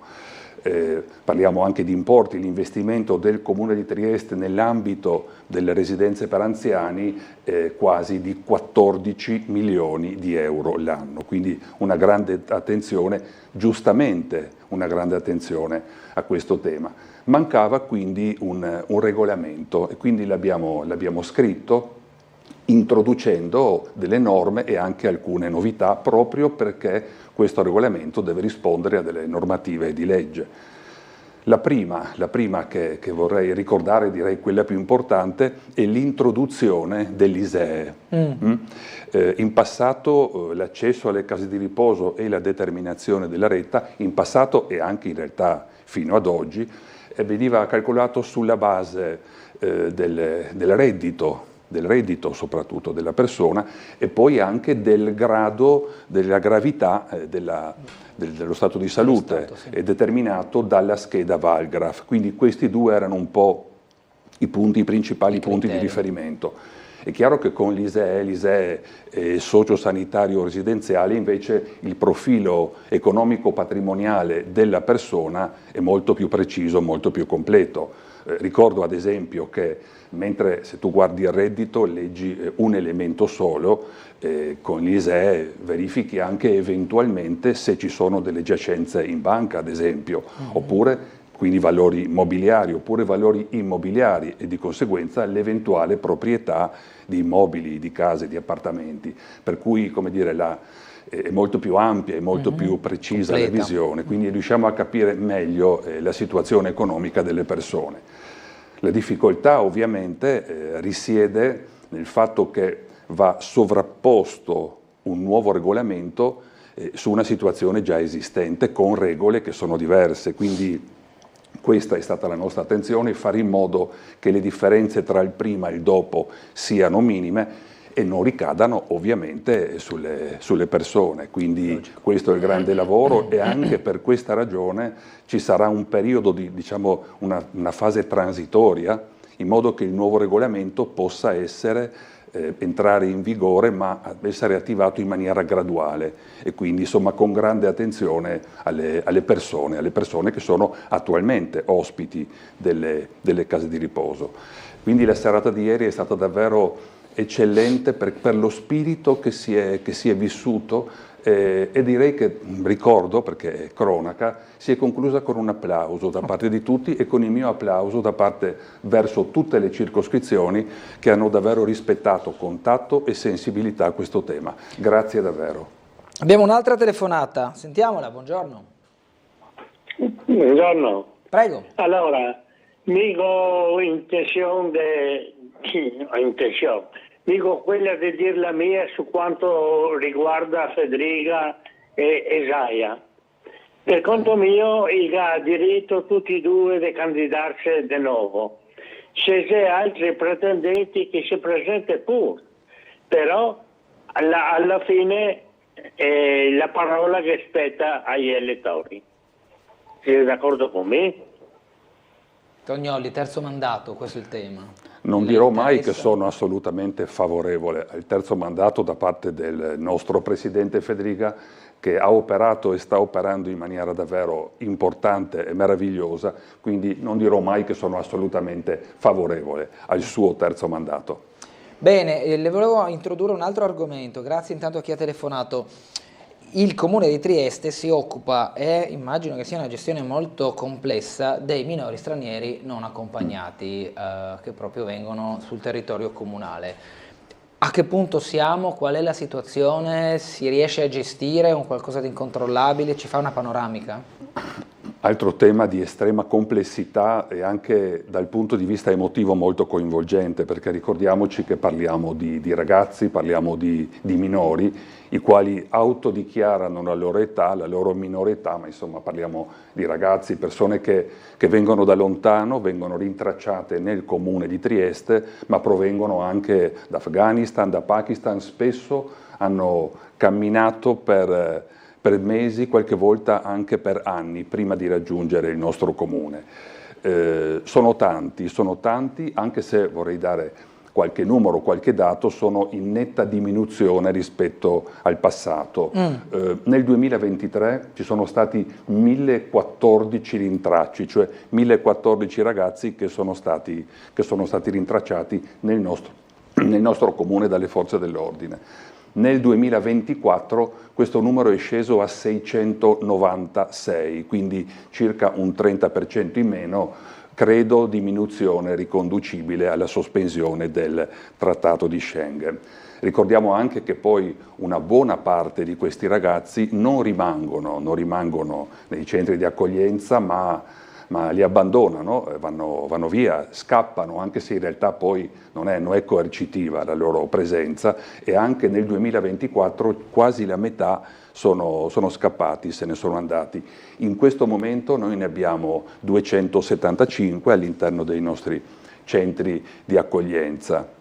Questi sono un po' i numeri, ricordiamo anche un altro numero. Io parlo spesso di numeri perché vedete al sociale il numero è particolarmente importante, perché dietro ogni numero c'è una persona e dietro ogni persona c'è una storia, quindi i numeri vanno rispettati perché sono davvero persone. Ora l'investimento del Comune di Trieste, grazie alla nostra regione, è pari a oltre 13 milioni di euro l'anno su questo ambito. Per la precisione, nel 2025 saranno 13 milioni e 200 mila euro investiti proprio sui minori stranieri non accompagnati. Ma mi piace ricordare che il 2024 è stato caratterizzato anche da qualche altra azione, al di là dei numeri, al di là degli importi. Anzitutto abbiamo concluso l'iter di autorizzazione e accreditamento secondo gli standard regionali di tutte le comunità che accolgono i minori stranieri non accompagnati, e ne sono state chiuse 2. Ma poi abbiamo fatto un'altra cosa, detto che questo tema dipende in gran misura da normative nazionali, però insomma ognuno deve fare la sua parte e forse anche qualcosa in più. Abbiamo quindi fatto un appalto ad hoc che è stato vinto dall'ATI, Associazione Temporanea d'Impresa, composta dalle principali cooperative della nostra città. In questo appalto abbiamo voluto inserire un elemento che ci è sembrato importante, ovvero sia che all'interno di queste case, all'interno di queste comunità di accoglienza, ci sia una parte educativa, ovvero sia venga insegnato a questi ragazzi, ad esempio venga insegnata la lingua italiana, vengano insegnate alcune attività lavorative, magari molto semplici, come dei laboratori di cucina, ad esempio, e poi vengano insegnati degli sport. Il principio qual è? È quello di provare a togliere questi ragazzi dalla strada. Ora, siamo ben consapevoli che il tema è complesso e non si ottengono risultati dall'oggi al domani, ma quanto più riesci a far sì che questi ragazzi siano tolti dal loro, con un'espressione felice, è stato definito ciondolare annoiato, no? Che avviene sulle strade, io credo che tanto più si riesca anche a fare in modo che poi le situazioni non degenerino. È chiaro che è un tema che richiede tempo, gradualità, educazione, però questa è l'anima e lo spirito dei servizi sociali, e quindi questo è il motivo per il quale nel 24 abbiamo fatto questo appalto ad hoc proprio. Si sono visti già risultati? In minima misura sì, però per il momento assolutamente insoddisfacenti. Bisogna dare un po' di tempo affinché queste azioni trovino modo di esprimersi nel modo migliore. Certo, abbiamo su questo tema alcune mail che le leggo, Assessore. Siccome è pubblico l'enorme costo che il Comune deve affrontare per la gestione di minori stranieri non accompagnati, mi domando, ma si può sapere con quale diritto il Comune fa arrivare ulteriori minori non accompagnati dal Piemonte per poi gestirli con i denari locali? È così? Arrivano da fuori? In realtà c'è una collaborazione con le strutture a livello nazionale. Prima dicevo i 275 minori stranieri non accompagnati che attualmente, ma attenzione, non tutti sono a Trieste, alcuni si trovano in comunità di accoglienza in altre parti d'Italia, quindi questa collaborazione c'è, e c'è perché capita spesso che ci siano dei momenti in cui le comunità sono piene, non hanno più posto, quindi questa collaborazione c'è. Io ricordo che noi ci siamo avvalsi anche di comunità, molto ci siamo avvalsi di comunità oltre al Comune di Trieste nel 2023, quando ci furono durante l'estate delle settimane in cui arrivavano 80 minori stranieri non accompagnati a settimana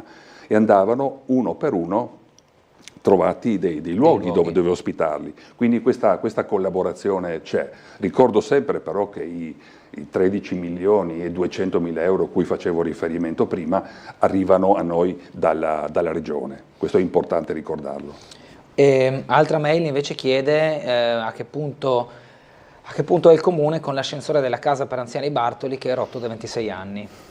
Guardi, noto tema sul quale ho risposto alcune volte.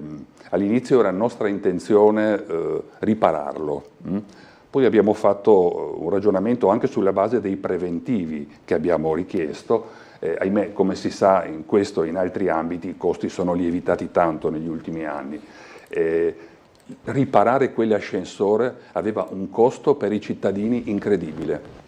Il doppio, più del doppio rispetto a quanto era stato preventivato all'inizio. All'inizio pensavamo a una cifra che si aggirava, secondo i preventivi di qualche tempo fa, si aggirava tra le 4 e 500 mila euro. Questi costi sono quasi raddoppiati. Allora abbiamo fatto un ragionamento ed effettivamente il rapporto tra questo costo e l'utilizzo non era assolutamente più conveniente. Quindi abbiamo fatto qualcosa di diverso, abbiamo messo in atto delle azioni assieme al responsabile, il direttore della casa di riposo del centro per l'anziano Stefano Ferroli, per cui abbiamo attivato un iter per far sì che le persone possano passare da una casa all'altra, perché questo è il tema. Le persone che arrivano in Casa Serena, che non hanno un'automobile, lì arriva il mezzo pubblico, arriva l'autobus, devono poter arrivare. Un tempo era difficilissimo, abbiamo migliorato l'iter per poter passare da una all'altra, accompagnati ovviamente, e devo dire che ci sono, insomma ne abbiamo parlato proprio recentemente con il collega Ferroli, ci sono in realtà pochissimi casi, però dedichiamo attenzione a questi, le persone vengono accompagnate da un punto all'altro. Certo. Abbiamo una telefonata, buongiorno. Buongiorno. Prego. Buongiorno, vuoi che una cosa signor Tognoli? Sì. Allora, adesso dobbiamo pensare di te per casa di riposo, Casa Serena, in pratica, no? Sì. Però il Gè pensato con la figlia, con la parte familiare di Gè. E quindi il reddito supera, diciamo, no? Come costo. Dipende da tanti fattori, no? Ma se uno vuole pensare di Gè, cosa succede? In che senso cosa succede? Cioè bisogna presentare... Se io non presento di sé di mio papà, cosa succede adesso? Mi parlo a letta normale, insomma. Ma certamente... La sento molto male, sento. Sì, sentiamo anche noi male, comunque cerco di interpretare la domanda. Prego. Ovviamente c'è tempo, pian piano, no? chiedere... Deve adesso fare il Gè per lui. Sì. Però il Gè viene messo anche la mia parte familiare dentro. L'ISEE socio-sanitario residenziale tiene anche in quota parte conto dell'ISEE dei familiari, ad esempio dei figli non a carico. Esatto. Consideri però che... Esatto, quindi se io faccio il ISEE per mio papà, cosa succede adesso? Verificheremo ovviamente caso per caso le situazioni, secondo il nuovo regolamento. Ripeto, il nostro impegno è quello che non ci siano situazioni di difficoltà ovviamente per nessuno. Finora noi ovviamente non abbiamo già tutti gli ISEE degli ospiti, per cui abbiamo potuto fare solo una proiezione. e dai dati sulla base degli ISEE che sono in nostro possesso. Ecco, su questi ISEE devo dire che non abbiamo registrato variazioni particolari, però ripeto, ove ci dovessero essere delle variazioni applicheremo dei correttivi per 1 o 2 anni, ci sarà un periodo transitorio perché ovviamente non vogliamo creare situazioni di difficoltà a nessuno degli ospiti. Benissimo, benissimo. Grazie signora. Grazie a lei. Grazie mille, buongiorno. Grazie, buongiorno. Altra mail, buongiorno. Chiedo all'assessore se oltre alla presenza di forze dell'ordine non sarebbe utile utilizzare dei mediatori culturali, come avviene nei paesi anglosassoni, per prevenire episodi di degrado e comunicare in maniera efficace con i vari gruppi etnici presenti in città. Saluti e buona giornata. Ma in questo senso ci sono già tante iniziative nel nostro comune e sicuramente noi ci dedichiamo più alla parte delle forze dell'ordine, ovviamente noi ci dedichiamo alla parte educativa e alla parte preventiva. Questo è l'esempio che ha fatto prima in merito al provare ad educare questi ragazzi. Poi le iniziative sono davvero tante e si intersecano tra di loro, insomma. Quindi certamente sì, questa è un'attività di mediazione molto importante.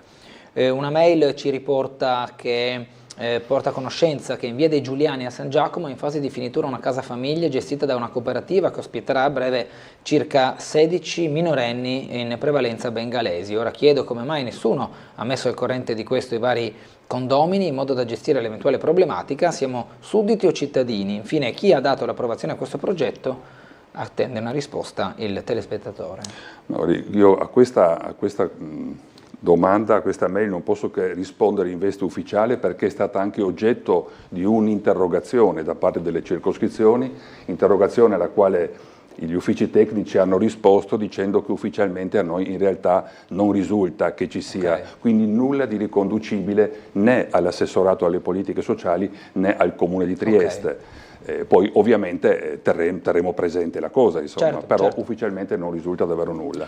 Invece un'altra mail chiede quali sono le possibilità per la richiesta di contributi per il superamento e l'eliminazione delle barriere architettoniche nelle abitazioni civili. Esiste una misura? Esistono delle norme, esistono delle misure che in realtà vengono riviste periodicamente e proprio per informare i cittadini su queste misure, perché mi rendo conto non è facile star dietro a queste novità continue, cambiano gli importi, cambiano anche a volte i criteri. Io consiglio per chi avesse o di chiamare direttamente i servizi sociali per informarsi, oppure per chi avesse Facebook viene utilizzata tantissimo la pagina Facebook dei servizi sociali che ha un numero di iscritti in costante crescita e noi lì inseriamo tutte le informazioni, oppure direttamente attraverso il nostro call center, attraverso i servizi sociali. Sentiamo un'altra telefonata, poi andremo in pubblicità. Buongiorno. Pronto? Che buoni, della Tramontana. Buongiorno.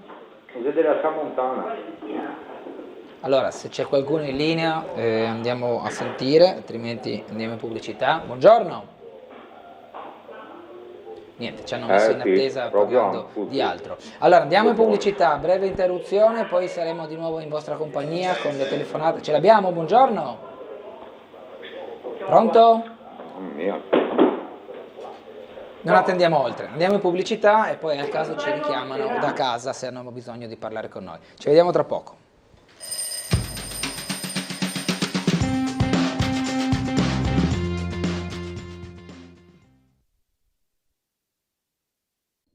Ben ritrovati in diretta con Sveglia Trieste, sempre in compagnia dell'assessore comunale alle politiche sociali Massimo Tognolli. Sentiamo una telefonata, buongiorno.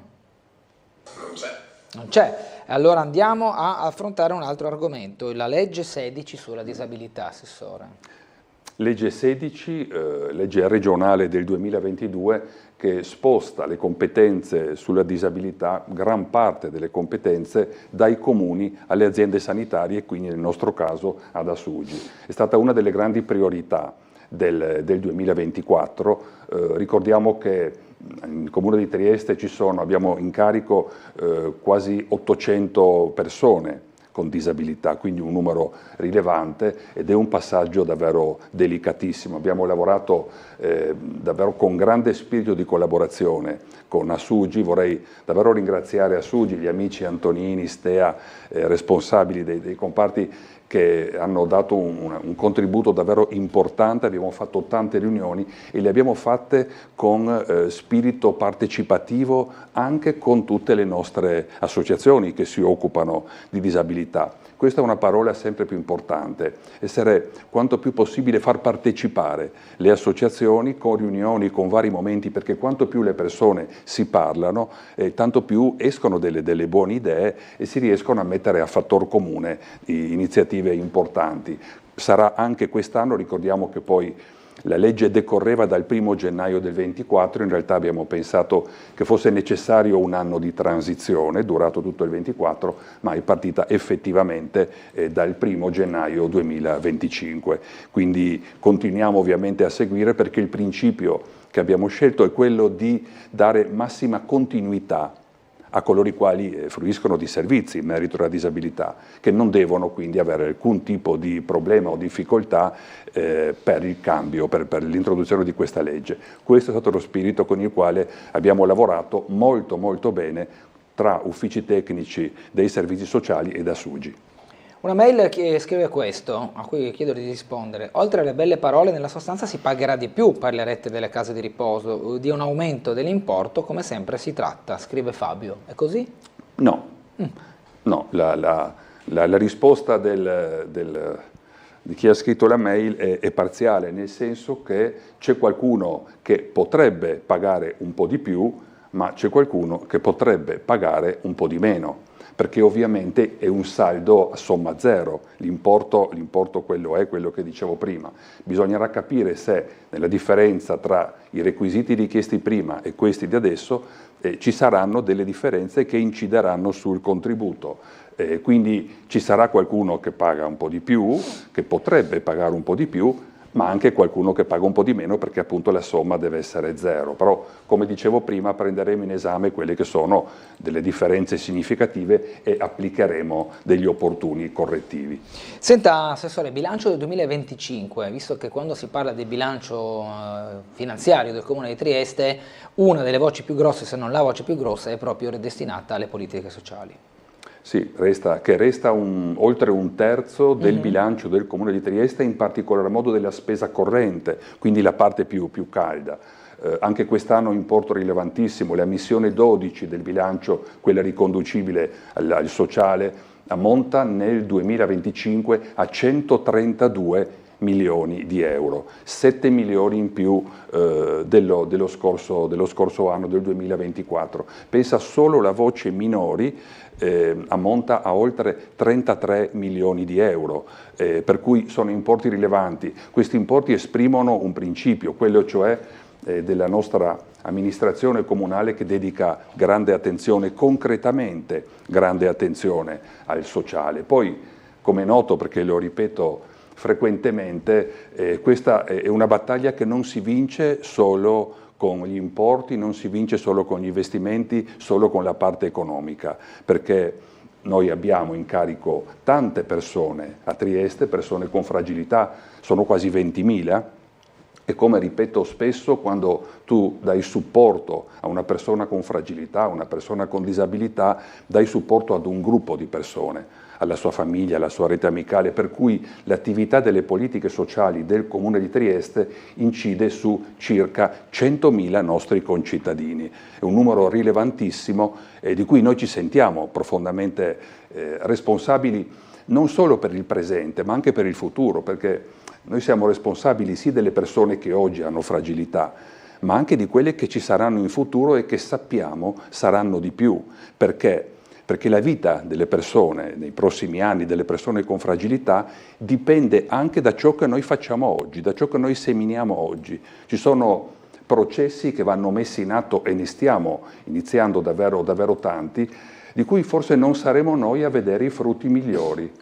Pazienza, li vedranno coloro i quali verranno dopo di noi, ma abbiamo l'obbligo morale di iniziare a fare delle attività che poi troveranno i loro migliori frutti nel futuro. Io, vedi, Parlo spesso di visione sistemica, visione complessiva, non puoi gestire una realtà così complessa senza una visione sul futuro, quindi senza una visione strategica.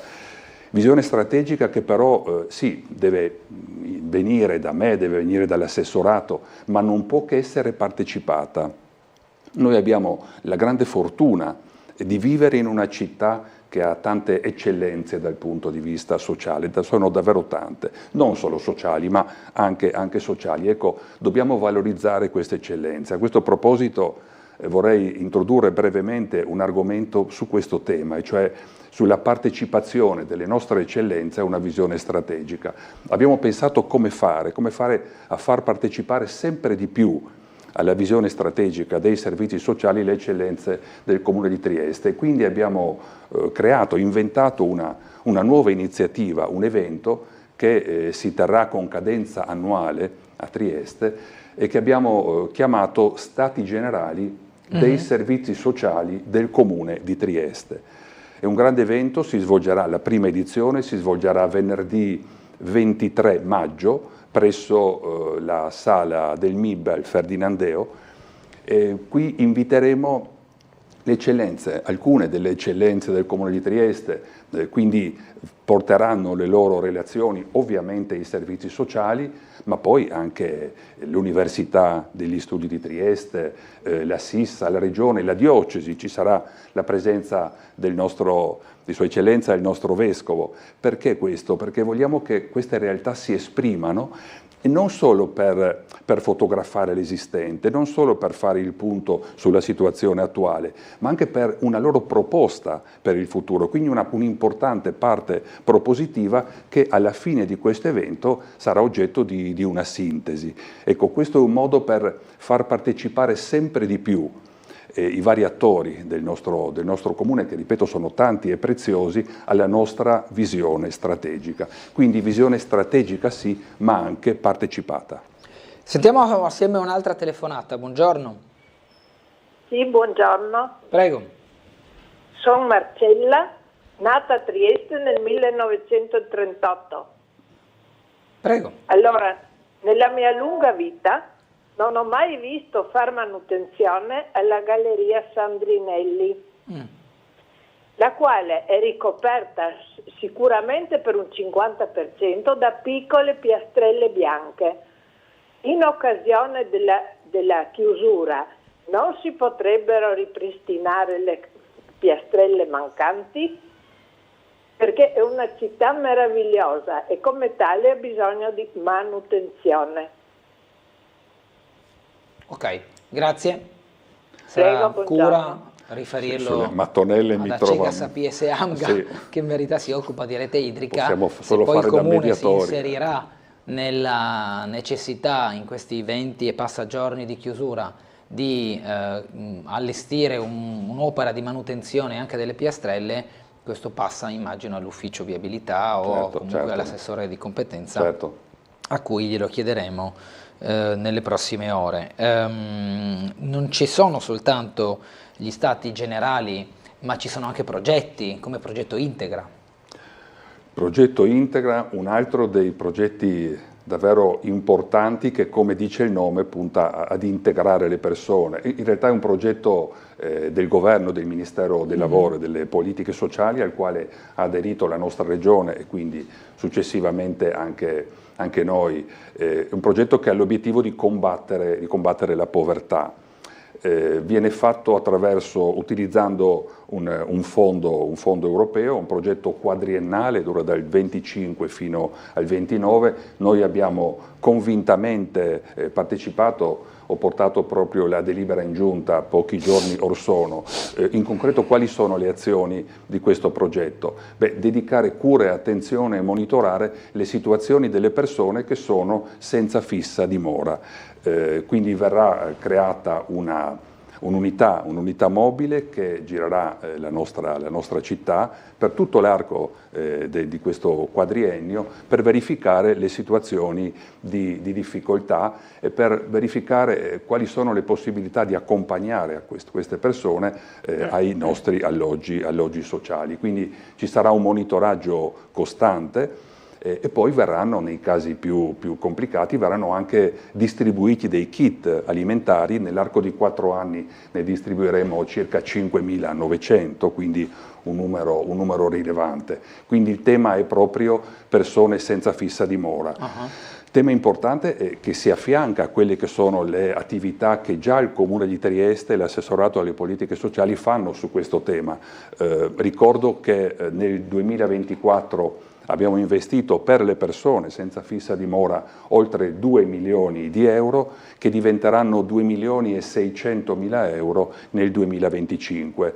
Abbiamo messo a disposizione oltre 200 posti letto per queste persone. Ricordiamo che fino a pochi anni fa erano solo 50, e poi si erano aggiunti nel corso del tempo i posti della cosiddetta emergenza freddo, ecco, sì. che è un termine desueto, che, insomma, perché abbiamo stabilizzato un po' questi posti portandoli quasi fino a quota 220. Li ruotano oltre durante il corso dell'anno, perché sono posti ovviamente a rotazione, ruotano quasi 1.100 persone nel corso dell'anno, e abbiamo deciso di incrementare ulteriormente a bilancio questa voce, portandola appunto dal 24 al 25 da 2 milioni a 2.600.000 euro. Altra telefonata, buongiorno. Buongiorno Gulota, buongiorno a lei e all'assessore. Buongiorno. Ivea. Prego. Allora, io volevo sapere, mi scusi assessore, quanti posti letto ci sono nelle 2 case di riposo in via Marchesetti su? Quanti posti? Perché i pensionati, quelli che hanno bisogno di una casa di riposo, non ci stanno tutti lì, vanno anche nelle case di riposo private. Sì, sappiamo che l'ITIS costa più di 1.600 euro al mese. Quanti pensionati possono far fronte a una spesa del genere? Se viene richiesto anche l'ISEE dei figli, io non vorrei mai pesare su mie figlie, perché ho sempre dato e non ho mai ricevuto niente, neanche dai servizi sociali ho mai ricevuto niente. Per cui con questo ISEE che viene chiesto anche alle figlie, sono d'accordo con quel signore che ha fatto le mail, i servizi peseranno di più. Ecco, ne ho 78 di anni, assessore, non vorrei mai andare a finire in una casa di riposo, però mai dire mai, no? Certo. Poi volevo sapere, mi scusi, ancora una cosa. Lei ha detto che la metà dei minori non accompagnati se ne sono andati. Dove se ne sono andati? Non vorrei che fossero al bando qui a Trieste, alla macchia, a fare i comodi loro, come succede in continuazione con questi atti criminosi che ci sono a Trieste.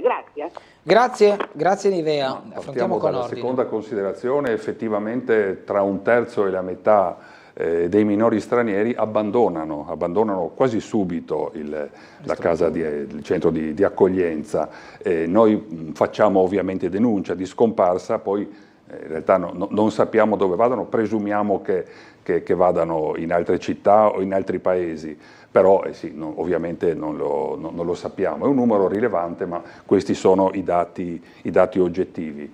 Per quanto riguarda il tema delle case di riposo private, ovviamente il regolamento del quale parlavo è a valere sulle nostre case di riposo. Il dato totale che le dicevo è di centro per l'anziano più residenza Gregoretti, sono oltre 290 i posti letto. Questo regolamento ovviamente non vale direttamente per le case di riposo private, anche se potrà avere delle conseguenze per quanto riguarda i contributi retta delle case di privati. Il tema è molto tecnico, però diciamo che questo regolamento vale anche e soprattutto per le nostre case comunali. Queste, le case comunali, sono al completo?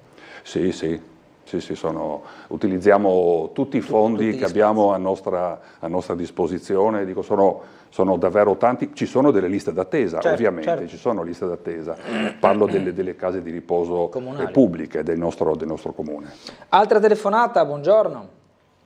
Buongiorno a lei, suo ospite, sono Gino. Prego.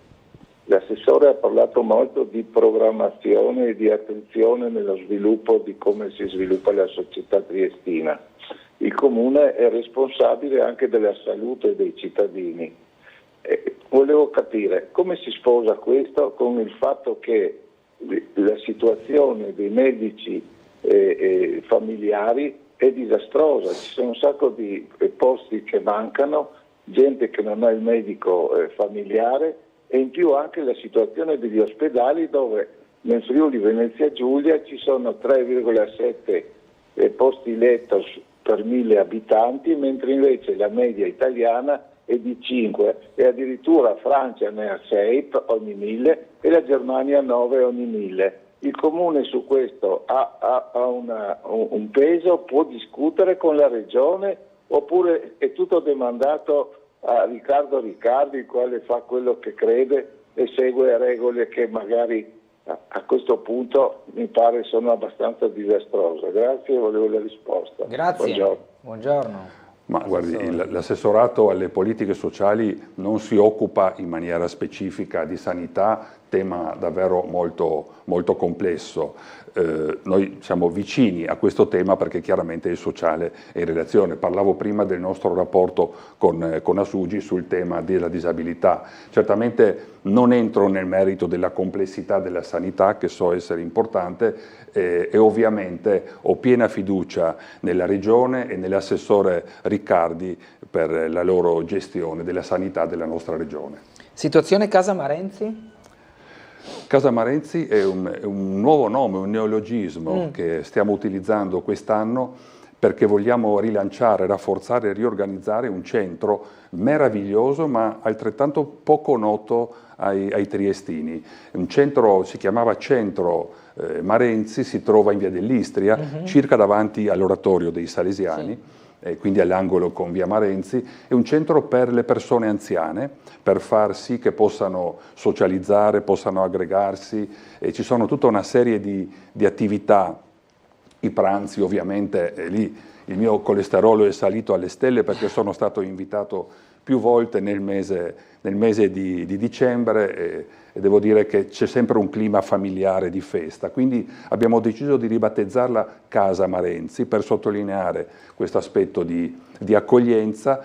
Si fanno tante attività, prima dicevo appunto le attività culinarie, ma non solo, si fa anche yoga ad esempio per le persone anziane, c'è l'associazione ACLI, Believe, che stanno dando un contributo importante, ci sono tanti anziani, quindi invito le persone ad informarsi su Casa Marenzi, anche perché la riorganizzeremo, anche perché è molto, molto bella anche dal punto di vista logistico. Ci sono dei parcheggi interni, c'è una parte interna molto bella, molto accogliente, ma c'è anche una parte esterna, un giardino davvero bellissimo, quindi abbiamo intenzione di potenziare Casa Marenzi. È chiaro che ai servizi sociali non si possono, come dire, avere delle preferenze, tutti i temi sono importanti, però ci dedichiamo tanto anche a due centri importanti, Casa Marenzi per le persone anziane e poi il centro per famiglie che si trova in via Rossetti 27 ed è un centro al quale tutte le famiglie della nostra città che hanno qualche problema, qualche situazione di difficoltà,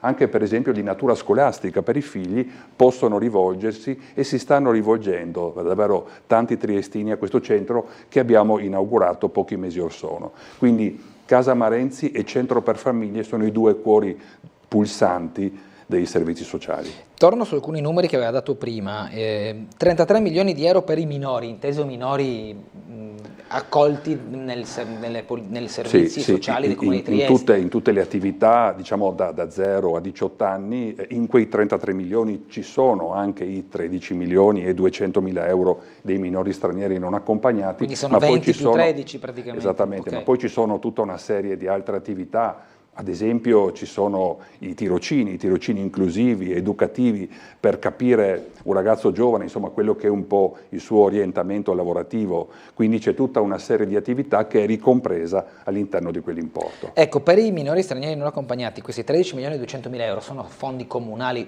tutti? No, sono fondi, come dire, che noi gestiamo ma riceviamo in toto dalla nostra regione. Okay. Quindi riceviamo i fondi e noi con quei fondi lavoriamo, cerchiamo di gestirli. Comunque quindi sono fondi regionali? regionali fondamentalmente. Certo. Okay. Mentre gli altri sono fondi comunali, quindi i 20 diciamo fra virgolette. Una gran parte del bilancio del comune proviene, come parlavo prima, di Integra. Insomma, noi lavoreremo utilizzando questo strumento, 1.100.000 euro del progetto Integra vengono direttamente da un fondo europeo. Ok, molto chiaro. Ma all'interno del comune di Trieste, del bilancio del comune di Trieste, rilevanti importi derivano da terzi come regione o appunto fondi europei. Una mail dice: buongiorno, il comune o le strutture preposte controllano se i minori non accompagnati hanno genitori che li cercano o genitori che hanno spinto i minori stessi alla fuga?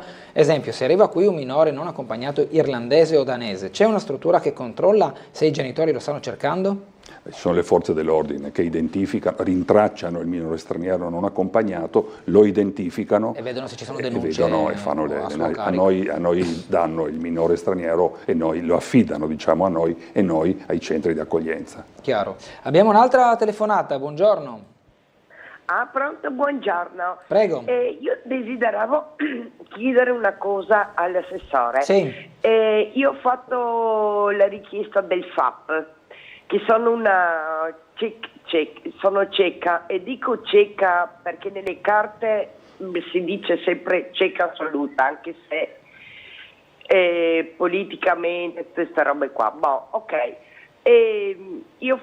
Perché bisognava fare entro dicembre. Volevo chiedere quando si saprà qualcosa, se è stata accettata o meno, perché ci sono delle liste. È una trafila abbastanza lunga, mi sembra, ecco. Sì, la trafila in effetti è lunga, a breve ovviamente ci saranno notizie, ma direi prendiamo se possibile il numero di questa signora in modo da verificare anche quella che è la sua posizione, signora. Grazie. Prego. Grazie a lei. Dunque, abbiamo parlato degli Stati Generali di Casamarenzi, Insieme 2025. Anzitutto Insieme 2025 ci sarà, questa è già una bella notizia. Bene. Dopo il Insieme 2023, che è stata un po' una sorpresa, un'emozione per tutti noi, dopo il successo della seconda edizione del 2024, ci sarà sempre nel periodo successivo alla Barcolana. Questo è il periodo che noi abbiamo identificato grazie alla collaborazione con il Teatro Rossetti. Anche quest'anno porteremo qualche novità. Insieme apparentemente sembra uno spettacolo di arte, di pittura, di musica, in realtà è molto di più, è un simbolo di come le persone possano essere, le persone con fragilità, possano essere protagoniste sul palcoscenico del Teatro Rossetti, ma poi anche sul grande palcoscenico della vita. Quindi il nostro obiettivo è rappresentare quanto più possibile queste persone con fragilità nelle tante sfaccettature che ci sono. La novità del 2025 sarà che porteremo sul palcoscenico anche una parte artistica, musicale, a cura di detenuti o ex detenuti. Abbiamo avviato una proficua interlocuzione con la direzione della nostra casa circondariale e vogliamo portare anche quella fragilità sul palcoscenico, perché lo è una fragilità, spesso una fragilità che viene magari offuscata perché c'è magari un pregiudizio in termini di responsabilità, di colpa, ma vedete, ai servizi sociali non si giudica nessuno.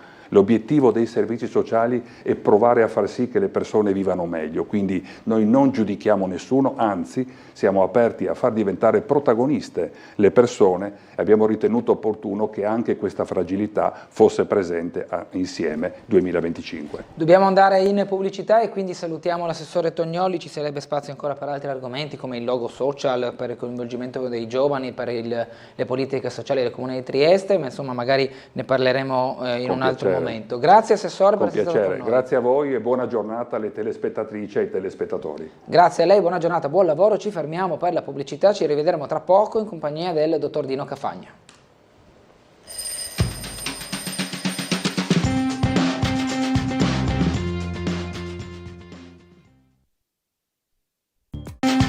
Ritrovati in diretta con Sveglia Trieste, torna a trovarci dopo la pausa, diciamo, natalizia, il dottor Dino Cafagna, esperto di storia e cultura triestina. Sì, buongiorno a tutti. Buongiorno e ben ritrovato. Allora, ma parleremo un po' la puntata di oggi è dedicata di tanti argomenti, un po' rifacendosi un po' anche al libro che vuole essere così diverso, curioso, ecco, alcune curiosità. Andiamo pure sulla prima di prima che abbiamo visto. Eccola qua. Sì, un argomento potrebbe essere per esempio i moli e diciamo così, romani che noi abbiamo un po' sul territorio. Possiamo pensare che Trieste, la Tergeste romana, la romanità sia concentrata tutta a Trieste. In verità tutta l'area che va da San Giovanni in Tuba del Timavo fino a Muggia è costellata da tanti piccoli moli, tanti piccoli diciamo così, strutture romane. Ecco, lo sappiamo per il semplice fatto che ogni volta che si scava, che si controlla, che si va a vedere, si trovano appunto questi porti e questi moli che sono disseminati. Ecco, qui abbiamo i principali dove abbiamo trovato, ecco, che va da Sistiana al Cedas, al Punta Sottile e così via. Ecco. Perché sono nati questi porti? Parliamo di 2000 anni fa, ovviamente, è interessante questo, perché c'era un'abitudine, ecco, quando il legionario andava in pensione bisognava dargli una liquidazione in qualche modo, ecco. Ma i soldi non c'erano e anche se c'erano era meglio sfruttarli in altro modo e si dava i terreni appena conquistati. Ricorderei che qui a Trieste, in questa zona della provincia di Trieste, i romani sono passati attorno al 178 avanti Cristo, quindi molto molto tempo fa, ecco. Quando venivano conquistati questi terreni venivano poi ceduti ai vecchi legionari che andavano in pensione, ovviamente in rapporto al grado, ecco. Il soldato semplice aveva un piccolo apprezzamento, il generale ne aveva un apprezzamento non solo grande ma anche interessante perché poteva essere pianeggiante e quindi facilmente curabile. Qual era la funzione di questo gesto in qualche modo? Quella innanzitutto di risparmiare soldi, ecco, perché si dava i terreni che erano stati appena conquistati, d'altra parte poi si metteva anche in cultura questi terreni, si coltivavano un po' di tutto, ecco, si poteva diremo così, produrre del vino, dell'olio e vedremo tante altre cose che si possono fare. E il terzo elemento è che questi sono dei legionari, quindi seppur vecchi, seppur in pensione, se il nemico si fosse ripresentato ai confini, ecco che i legionari avrebbero potuto già organizzarsi tra di loro e fare da prima, diremo così, un primo blocco nei confronti di questi nemici che sono ritornati un po' sui loro passi, sulle loro terre in qualche modo. Quindi aveva questa funzione. Era interessante perché questi legionari, che poi diventavano un po' dei coloni, costruivano delle case semplici, le case rurali, attorno alle quali appunto avevano questi campi che loro coltivavano. E poi ovviamente commercializzavano, quindi hanno portato molta ricchezza a questo territorio, hanno risvegliato questo territorio, hanno portato delle attività economiche importanti. Il trasporto di questa merce poteva essere fatto per strada, ma immaginiamoci un carro di buoi, un carro di cavalli che arriva fino a Roma, ci vuole del tempo. Non solo, ma c'era il grosso problema, che è un problema che è sempre stato nella storia del brigantaggio, ecco, lo troviamo non soltanto nel periodo romano, lo troviamo nel medievale, lo troviamo anche oggi essenzialmente. Ecco, il brigantaggio, cioè gente che si approfitta di queste carovane per assalirle e non solo, diremo così, rubare la merce, ecco, ma spesse volte anche di uccidere o far prigionieri o far schiavi questi. Quindi praticamente il commercio era più favorevole, ecco perché abbiamo queste strutture sulle rive, ecco. Il commercio era favorevole prevalentemente per mare, era più facile e si raggiungeva un po' tutte le destinazioni in qualche modo, ecco. Cominciamo un po' brevemente dal Timavo. A San Giovanni in Tuba, San Giovanni di Duino, oggi troviamo ben poco, troviamo una chiesa che è una storia lunghissima, ecco. Sotto troviamo anche non solo delle strutture paleocristiane, ma perfino abbiamo delle incisioni romane, quindi era già conosciuta in verità ancora prima dei Romani, ma a prescindere da questo oggi non troviamo un granché. Abbiamo le risorgive del Timavo, abbiamo la chiesa e ben poco. Una volta viceversa questa zona, quest'area era molto frequentata, ecco, essenzialmente perché è una zona dove passava una grande arteria, oggi diremo un'autostrada, che è la via Gemina, la via che portava da Aquileia a Trieste, all'Istria, Dalmazia e così via. Avevamo dell'acqua, che è molto importante per qualsiasi struttura in qualche modo, ecco, che era le risorgive del Timavo, acqua potabile, e aveva un grande porto, un porto molto, molto importante. importante sia sotto i Romani sia anche sotto il periodo medievale, ecco, tanto che i veneziani ci avevano messo anche un castello, adesso distrutto, adesso non c'è più, appunto per controllare questo porto.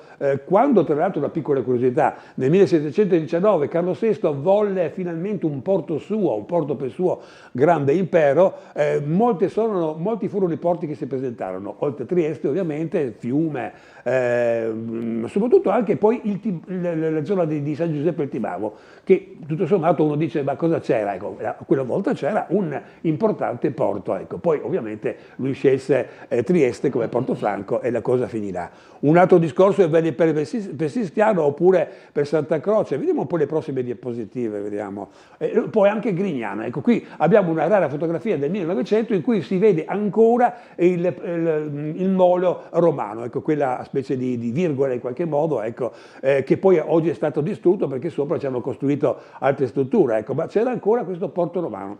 Questo porto di Grignano aveva ancora un altro significato se lo proiettiamo nel Medioevo, no? Voi sapete che io ho scritto un libro un po' sui Templari. I Templari è difficile trovarli, nel senso che non esiste una documentazione scritta di dove siano o altre cose, ma ci sono alcuni posti che io ho individuato come altamente, una probabilità molto alta che siano stati frequentati dai Templari. In questo caso abbiamo il porto di Grignano, o meglio, abbiamo una zona, un'area, un monastero in qualche modo appunto dei Templari.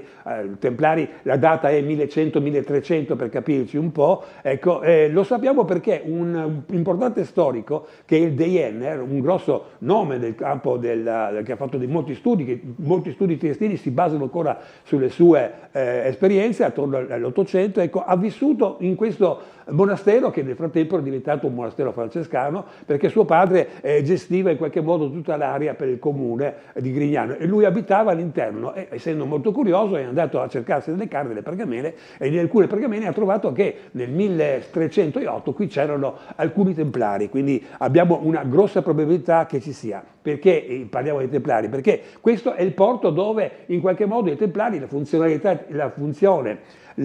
diremo così, il valore dei Templari è quello di seguire i pellegrini, ecco. Aprivano queste magioni che sarebbero una sorta di conventi, alberghi dove accudire in qualche modo, se vogliamo, questi pellegrini e facilitare poi il loro trasporto in Terra Santa o in qualsiasi altra parte. Ecco, questo era il porto dove i Templari, attorno al 1300, facevano partire diremo così, le persone che erano interessate, ecco, i pellegrini che erano interessati a Terra Santa. Quindi ha delle storie molto importanti. Vediamo la prossima. Il porto del Cedas non è, come può sembrare, ottocentesco, ma ha 2000 anni, nel senso che noi sappiamo che già i Romani, anche qui lo stesso discorso, una casa, il molo, il porticciolo, eccetera. Ovviamente questo che noi vediamo è un porto ottocentesco. La famiglia Conti, che era una famiglia molto ricca, era proprietaria e ha ricostruito, ovviamente secondo i parametri moderni, questo molo, che però è un molo molto, molto antico. Il Candler fa partire la parola Cedas da Cetarium, che significa tonnara, ecco perché qui per molto tempo, perfino fino al 1950, ci sono stati i tonni. Vediamo la prossima se mi ricordo bene. Questa è una fotografia dell'ultima tonnara avvenuta in questa zona, ecco, è molto interessante, è datata 1950, dopodiché i tonni non sono più venuti, semplicemente perché sono cambiate situazioni così ambientali, ma soprattutto perché la pesca è stata talmente intensa che i tonni non sono più riusciti a arrivare da noi. È una storia molto interessante che non ci soffermiamo, però ricordo come tutta questa area, Barcola, Santa Croce, Auresina, Contovello, eccetera, c'erano dei contadini, però quando c'erano delle spie in qualche modo sul Carso, soprattutto sul Contovello, punto molto alto, che permetteva di controllare un po' tutta la zona, c'erano delle guardie, delle spie in qualche modo che controllavano il mare, ecco, dove vedevano questo banco di tonni che si stavano avvicinando, tutti lasciavano la zappa, tutti lasciavano il loro lavoro e correvano a fare in qualche modo dei pescatori, a tirare sulla rete. Vediamo tutti, vediamo le donne, i bambini, gli anziani che tiravano su queste reti piene di tonni e venivano pagati tra l'altro con un pezzo di tonno alla fine, ecco. Quindi è interessante, purtroppo è scomparso, ma il nome Cedas appunto si rifà a questa tonnara che fino a poco tempo fa c'era, ecco. Il Cedas I conti sono quelli di via di Conti in qualche modo, ecco. Sono degli imprenditori che avevano molti terreni in qualche modo ed erano molto ricchi, molto benestanti e facevano anche della carità, ecco, erano dei filantropi. Per questo dall'imperatore Francesco Giuseppe ebbero il titolo di conti, ecco, quindi conti di Cedassamare, cioè ci vuole sempre un nome nobiliare.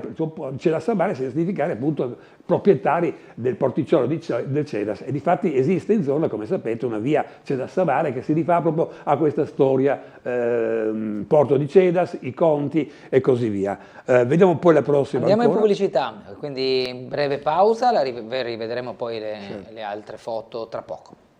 Dove è bene che mi metto così? Come fa?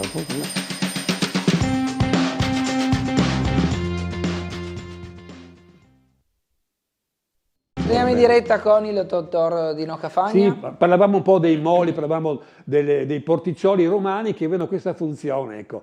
Quasi tutti abbiamo trovato delle case, o meglio le fondamenta, ecco, di queste casupole che poi appunto erano attorniate da questo terreno dove si coltivava un po' di tutto. A Trieste, anche nel Medioevo, quello che è andato molto sono gli olivi, quindi l'olio, i vitigni, quindi il vino. Ecco, questi sono i prodotti, però ovviamente si produceva un po' di tutto, della legna, oppure si pescava e quindi si commerciava tanti. E ricorderei come a Auresina noi abbiamo anche la pietra d'Auresina, quindi abbiamo anche, diremo così, molti hanno anche diremo così, commercializzato con queste pietre, le pietre d'Auresina che hanno 2000 anni, sono servite a costruire praticamente quasi tutta Aquileia e molti anche monumenti romani, ecco, quindi c'era del commercio, quindi i romani hanno rivitalizzato questa zona un po' assopita, un po' sommicchiante, con questi prodotti molto vari. Abbiamo visto appunto tutti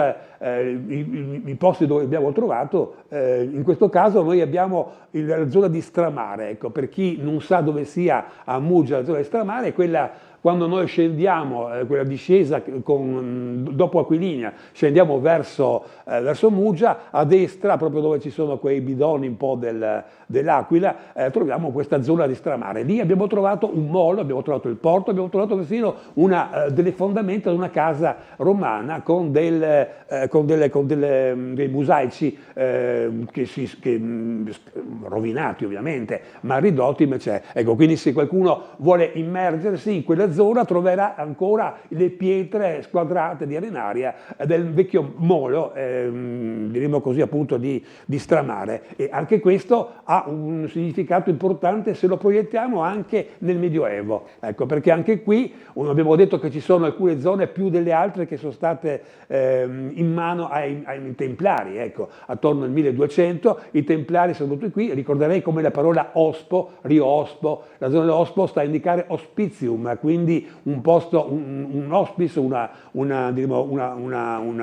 monastero dove accogliere i pellegrini, ecco, quindi già c'è una toponomastica. Tra l'altro poi se andate nella zona in qualche modo così industriale di Muggia troverete sì la via delle saline, perché una volta erano delle saline che tra l'altro fanno gli storici la fanno risalire proprio ai Templari che venuti in questa zona hanno rimesso, diciamo così, di nuovo in moto l'economia, ricostruendo appunto le saline. E poi trovate anche la via dei Templari, ecco, quindi si sottolinea anche nella toponomastica la presenza di questi Templari. E anche qui solo per dire che da questo mollo, da questo piccolo posto in qualche modo partivano le persone che venivano, i pellegrini che venivano ospitati dai Templari in quella zona. Tra virgolette, nel 1850 c'era ancora la maggiore, che potremmo definirla un po' il monastero dei Templari, rovinata, ma c'era ancora perché abbiamo delle stampe di allora che presentano appunto questa maggiore dei Templari ancora presente. Quindi non abbiamo dei scritti, ma abbiamo numerosi testimonianze in qualche modo dei Templari. Anche da qui quindi abbiamo una proiezione, se vogliamo così, medievale, dove i Templari da questo posto. Ovviamente questo posto ormai è stato abbandonato, non c'è più niente, però ci sono rimaste queste vestigia. Ecco. Un altro posto, sempre a Muggia, giriamo pure, Punta Sottile. Ecco, Punta Sottile c'è ancora, come vedete, un po' delle pietre, il vecchio molo romano. Se voi avete voglia di buttarvi un po' alla ricerca, a riguardare sotto qualche metro, troverete ancora questa situazione. Anche qui un molo, un porticciolo e una casa romana distrutta, ormai rovinata, eccetera. C'è quindi questa affascinante, diremo così, storia della romanità, che non era solo concentrata a Trieste, ma era disseminata lungo tutta la costa, soprattutto con questa funzione essenzialmente economica, essenzialmente di commerciare con il resto dell'impero. Vediamo la prossima. Allora cambiamo un po' argomento, ecco. Non so quanti di voi, altri direi probabilmente nessuno, guardando la facciata della nostra cattedrale si accorgerà che ci sono delle due palle di cannone. Ecco, io ve le ho sottolineate perché in verità, se non le guardate bene, non è facile trovarle. Sono due palle di cannone, ma che cosa stanno a indicare? Qual è la storia di queste palle in qualche modo? Poi c'è anche un po' un gesto sacrilego, come si fa a sparare su una cattedrale? C'è una storia molto molto interessante. Si rifà a un periodo in particolare, 1813, ecco, dove i francesi, voi sapete che i francesi sono venuti a Trieste ben 3 volte, ecco, la prima volta nel 1797, Napoleone stesso allora aveva 28 anni, allora non era imperatore, ma era il capo dell'armata francese in Italia, ha solo 28 anni, viene a Trieste per un giorno solo, dormirà una notte sola, ecco, tanto è vero che questo personaggio è talmente, diremo così, importante, così talmente conosciuto in qualche modo, che lui dormirà in quella casa, ma in quella casa hanno messo subito dopo un'incisione, una targa in cui c'è scritto: qui ha dormito Napoleone Bonaparte, la data non me la ricordo, ma 1779, ecco, per dire l'importanza di questo personaggio.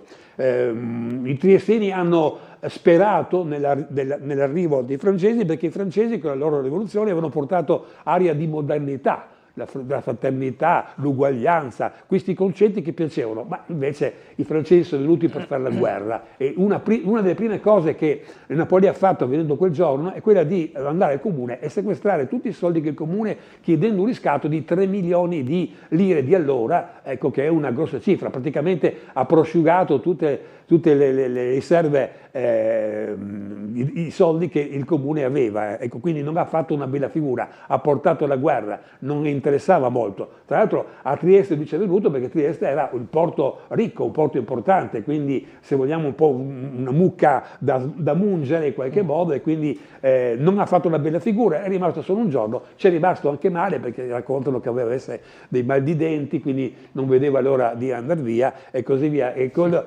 voglio solo sottolineare che questo personaggio, questa figura mitologica di Napoleone ha fatto sì che anche a Trieste ci siano dei luoghi in cui si parla di Napoleone, per esempio la Napoleonica, ecco. Uno pensa che la Napoleonica, come qualche leggenda vuole, si chiama così perché qui sono passati i francesi con Napoleone. Non è vero niente, perché la Napoleonica non ha niente a che fare, è stata costruita tra l'altro quando lui aveva già perso tutte le guerre, quindi non c'era più. Ma questo personaggio riesce così a essere affascinante. Sul Carso abbiamo anche una quercia di Napoleone, ecco, perché si suppone, in verità è una leggenda, che Napoleone con le sue truppe sia passato da quelle parti. Non c'è niente di vero, però è affascinante questo soggetto. Anche il fatto che in numerose città si trova il fatto che qui ha dormito Napoleone, e viene il sospetto che Napoleone abbia fatto poche guerre e abbia dormito tanto, tutto sommato, ecco, visto che ci sono tutte queste cose. Ma a parte questo, torniamo a noi in qualche modo. La terza e ultima presenza dei francesi è del 1813. Napoleone viene sconfitto e quindi i francesi devono ritirarsi, non possono muoversi eccessivamente, quindi si concentrano nel castello di San Giusto, in modo da non, in qualche modo, da cercare di patteggiare l'Arrese in qualche modo, in modo più favorevole, ecco, per in qualche modo riuscire a ottenere delle soluzioni migliori nella resa, ecco. È interessante una cosa, perché il castello di San Giusto, che è stato costruito appena nel 1460 e che ci è voluto più di 100 anni per costruirlo, tanto è vero che se guardiamo bene il castello ha una forma un po' strana, ecco, questi bastioni che sono diversi uno dall'altro, semplicemente perché sono stati costruiti in tempi diversi in cui le armi da fuoco soprattutto hanno cambiato, da meno potenti sono diventate sempre più potenti, e quindi il castello, che è stato costruito con grande fatica, è stato costruito sì dagli austriaci se vogliamo, ma con i soldi dei triestini tra l'altro, che mancavano sempre, per cui il castello è stato costruito con una certa difficoltà, ma quello che è interessante, curioso almeno, ecco, è che questo castello non ha mai fatto una guerra, non è mai servito a niente, non è mai stato utilizzato per difendere la città, eccetto che in due episodi, questo che stiamo raccontando oggi dei francesi, 1813, e l'altro è del 1945, quando i tedeschi, per lo stesso motivo, non vogliono arrendersi ai jugoslavi, ecco, anche perché i tedeschi in Istria, nel Dalmazia, avevano compiuto tante atrocità, tanti omicidi, tante torture, eccetera, quindi avevano paura della ritorsione degli jugoslavi e quindi si arroccano. I tedeschi si arroccano nel castello di San Giusto in attesa che vengano i neozelandesi, che viceversa non avevano niente da ricriminare nei confronti, se non una guerra, se non il fatto che fossero nemici, e difatti quello che avverrà. Quindi il castello di San Giusto ha visto solo queste due guerre, 1813-1945, in cui appunto i tedeschi si arrendono soltanto ai neozelandesi per non cadere nelle mani. C'è da dire... Il castello di San Giusto, mi pare che lei aveva detto nelle volte scorse, è stato paradossalmente costruito non tanto per difendere la città quanto per difendere gli austriaci che si erano arroccati dentro nell'antichità. No, non mi sono fatto. Diciamo che il castello è stato costruito inizialmente per difendere il capitano, che in qualche modo era rappresentante, oggi potrebbe essere chiamato il prefetto, cioè il personaggio che fa l'interesse dell'Austria e che aveva il primo nucleo, in qualche modo, ecco, il primo nucleo sul castello. Poi il castello è stato costruito sempre, sì, certo, per la difesa, sì, per la difesa in teoria della città, quindi servirebbe per difendere la città, ma non è mai servito, anche perché nel tempo l'evoluzione delle armi sono talmente evolute, oggi per esempio quel castello non servirebbe a niente, perché con due missili lo distruggiamo in qualche modo, ecco. Per cui, però questi due episodi sono così interessanti, ecco. Vorrei sottolineare soltanto che i tedeschi furbescamente si sono arresi solo ai neozelandesi col castello di San Giusto, si sono arroccati anche nel tribunale e si sono arresi soltanto ai neozelandesi, e anche la Villa Geiringer, anche lì si sono arresi ai neozelandesi. A Opicina c'è stata la guerra di Opicina, cioè alcuni giorni dopo la resa in qualche modo di Trieste, a Opicina sono continuate ancora per un paio di giorni queste guerre, e anche lì i tedeschi si sono in qualche modo hanno ceduto le armi solo ai neozelandesi, ma lì purtroppo è successo che gli jugoslavi abbiano voluto, con una notevole testardaggine, avere questi tedeschi, questi soldati, e hanno fatto di tutto, quasi venire le armi, quasi venire un po' le mani, e quindi i neozelandesi hanno ceduto questi prigionieri ai jugoslavi. Non vi racconto come è andata a finire, perché è intuibile che di quelle persone, di quei tedeschi, non si è conosciuto, non si è saputo più niente, se non il fatto che con una altissima probabilità sono stati fucilati o gettati delle foibe. Quindi era quanto mai giustificabile il fatto che i tedeschi si siano resi ai neozelandesi, anche se a Opicina questo fatto non è servito. Tornando a noi, ecco, arroccandosi nel castello di San Giusto, gli austriaci non sapevano come non avevano anche delle munizioni, non avevano dei cannoni per poter in qualche modo stanare questi tedeschi, e quindi chiesero agli inglesi, che avevano le proprie navi possenti, dei cannoni possenti, di bombardare. Quindi noi abbiamo avuto nel 1813 un bombardamento da parte dei cannoni inglesi della città di Trieste. Ma a differenza di oggi, dove un drone riesce a colpire una casa su milioni di case, perfino riusciamo oggi, visto le famose guerre ultime, perfino l'appartamento riusciamo a distruggere con un clone, allora non c'era questa precisione, si sparava nella direzione del castello e basta. Ovviamente molte di queste palle sono cadute dappertutto, per esempio sono cadute sulla chiesa di San Giusto, che ha avuto gravi danni. Ricorderei come la chiesa di San Giusto è vicina ovviamente al castello, e quindi quindi si prese tante palle, qualcosa come una trentina di queste palle che hanno sfondato. Queste palle erano soltanto di ferro, non scoppiavano, quindi era un danno meccanico, se vogliamo, ecco. Hanno distrutto il tetto e a sua volta creando dei danni. Grazie a Dio però non hanno toccato le cose più importanti, gli altari, le sculture, le reliquie tra l'altro, ecco. Per cui i danni ci sono stati e quindi la popolazione poi ha ricostruito pian piano il tetto. All'entrata noi troviamo quella incisione in bianco che vediamo un po', vediamo se la vediamo nella prossima, ecco, che è questa, che nessuno di voi legge, che nessuno di voi vede perché è fatta male, ma insomma vi dice che nel 1813 questa chiesa è stata bombardata dai francesi e i triestini l'hanno ricostruita, ecco, scritto in latino ovviamente, l'ho tradotto, quindi quel pezzettino che trovate sopra sta a indicare proprio questa battaglia e quelle palle stanno a ricordare appunto che la chiesa è stata colpita. Vediamo un po' la prossima. Dobbiamo andare in pubblicità nuovamente, l'ultima interruzione prima delle 10, ci rivedremo tra qualche minuto. Certo.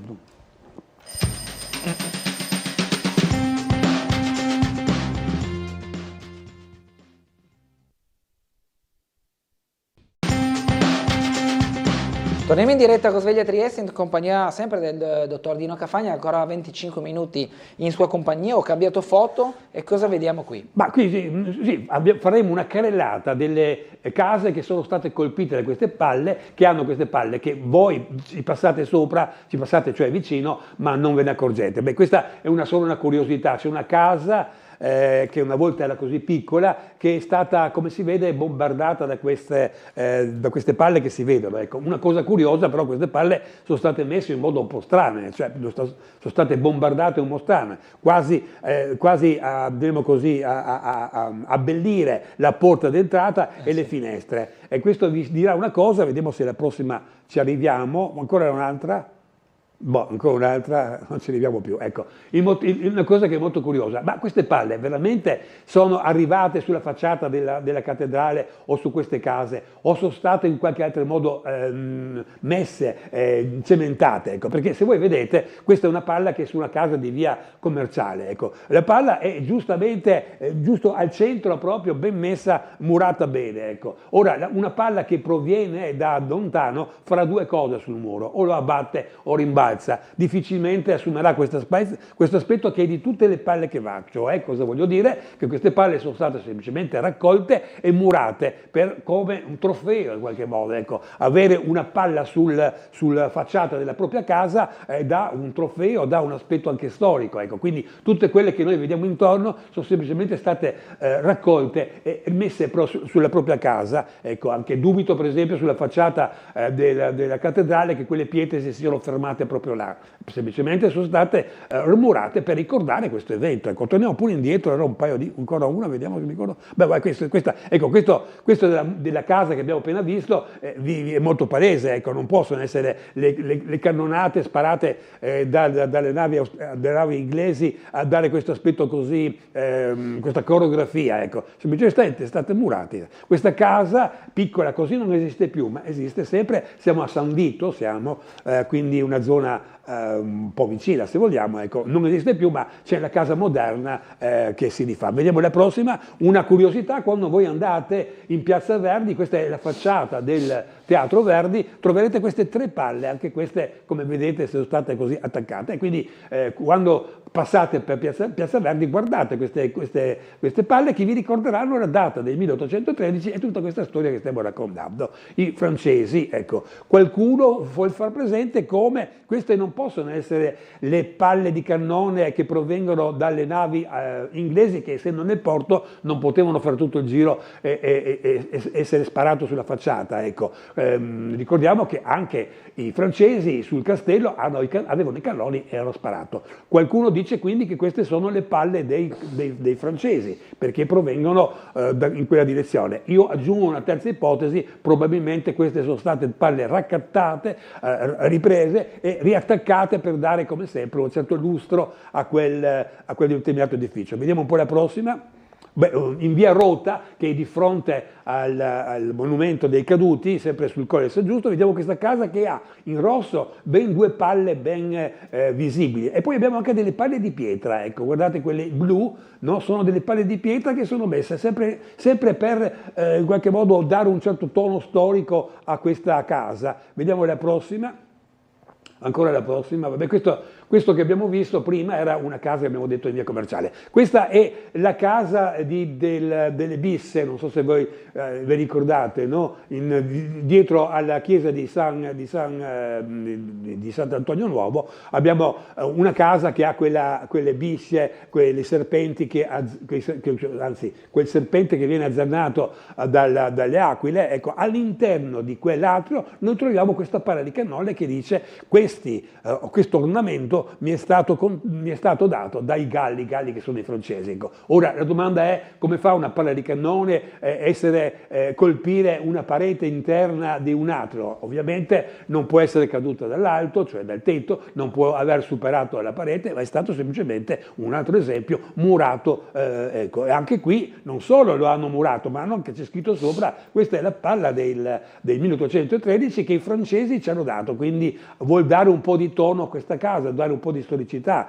andiamo pure avanti, quindi dare un po' del valore. Possiamo un po' ingigantire. Questa è via Rota che abbiamo visto prima. Ecco. Ho trovato una fotografia del 1900, ecco, e quella attuale. Se noi guardiamo bene, quella a destra, la freccia rossa ti mostra dove c'era la palla prima. Ecco. Poi hanno costruito, come si vede a sinistra, una porta e l'hanno spostata su. Ecco, quindi un altro esempio di come queste palle siano sì storiche, ma sono state in qualche modo cementate per dar lustro, per dare orgoglio, per dare storicità a queste istituzioni. Andiamo pure avanti, la troviamo anche alla Maddalena, questa via Bazzarini, in cui troviamo la pietra in questo senso che è stata lasciata. Qui il padrone evidentemente non sapeva la storia perché ci ha dato una bella pitturata sopra e ha cancellato questo elemento che è un elemento storico, volendo, ma ha voluto abbellire la casa e non sapeva che fosse quella una palla che ha una storia molto importante. E da ultimo anche ne troviamo una, si vede bene all'angolo sopra, in via Chiadino, ecco, è arrivata fino là, e anche questa la vediamo appunto cementata per dare importanza. Quindi quando andrete per città e troverete queste palle, ricordatevi di questa simpatica storia, di questa guerra tra i francesi e gli inglesi e Osticcio da una parte, di queste palle di cannone che hanno dato un po' questo significato. Vediamo le prossime. Possiamo un po' gigantire, sì. Quando andiamo per città noi troviamo spesse volte sulle vecchie case questa tabella, ecco, delle assicurazioni generali. 1831 è l'anno in cui le assicurazioni sono state fatte. In verità troverete anche altre tabelle di altre assicurazioni, ma questa è la più importante. Le generali a Trieste sono importanti. Che valore hanno, che significato? Vengono spesse volte, sono abbandonate, sono mai arrugginite, sono disastrate. Questa è una delle più belle che sono rimaste. Il significato non è quello di dire quella casa appartiene alle assicurazioni generali, ma ha un altro significato, si chiamano targhe antincendio in qualche modo. Siamo nell'inizio dell'Ottocento, 1850, purtroppo molte case erano costruite in gran parte in legno e soprattutto c'era questa tendenza a bruciare le case degli altri se c'era qualche astio, qualche baruffa, e quindi spesse volte capitava che ci fossero questi incendi dolosi che distruggevano le case. Le persone però che si assicuravano, per esempio con le generali, avevano questa possibilità. Le assicurazioni generali pretendevano che sulla casa della persona che si assicurava con loro venisse messa questa tabella sulla facciata di solito, che aveva due significati essenzialmente. Quello di dire: guardate che se voi bruciate questa casa noi gli pagheremo tutto e la ricostruiremo, quindi questo bruciare non vi servirà a niente, l'assicurato non avrà danni. E secondo, guardate che se noi vi prendiamo avrete una denuncia penale per quel danno che ha fatto. Quindi è stata in qualche modo delle targhe deterrenti che servirono, perché poi in verità si è visto come ci fu un calo in qualche modo di questi incendi. Ricorderei anche che in quel periodo, siamo attorno al 1850, i vigili del fuoco erano ben poco presenti, avevano ben pochi mezzi, qualche carretto con delle taniche d'acqua, eccetera. Poi ovviamente i vigili del fuoco sono diventati sempre più bravi, per cui questi incendi, alla fine, queste targhe sono rimaste là, sono abbandonate. Tra l'altro sono appunto perché hanno una storia, sono collezionate. Esiste il club delle targhe assicurative, ecco perché sono, vediamo poi la prossima anche, un'altra bella per esempio è questa della RAS, ecco che con il suo leone, ecco, lo troviamo un po' dappertutto, ma troviamo anche altre. Ricordiamoci, non è la proprietà dell'assicurazione, ma sta a indicare questa storia affascinante che potremmo definire delle targhe antincendio per dissuadere le persone a incendiare le case, ecco, e sono servite. Poi ovviamente, ripeto, le assicurazioni hanno abbandonato questo metodo perché i vigili del fuoco, perché i metodi sono più funzionali e oggi sono là soltanto per bellezza, anche se purtroppo rovinate, arrugginite, ecco. Ma vi racconto questa storia. Vediamo la prossima.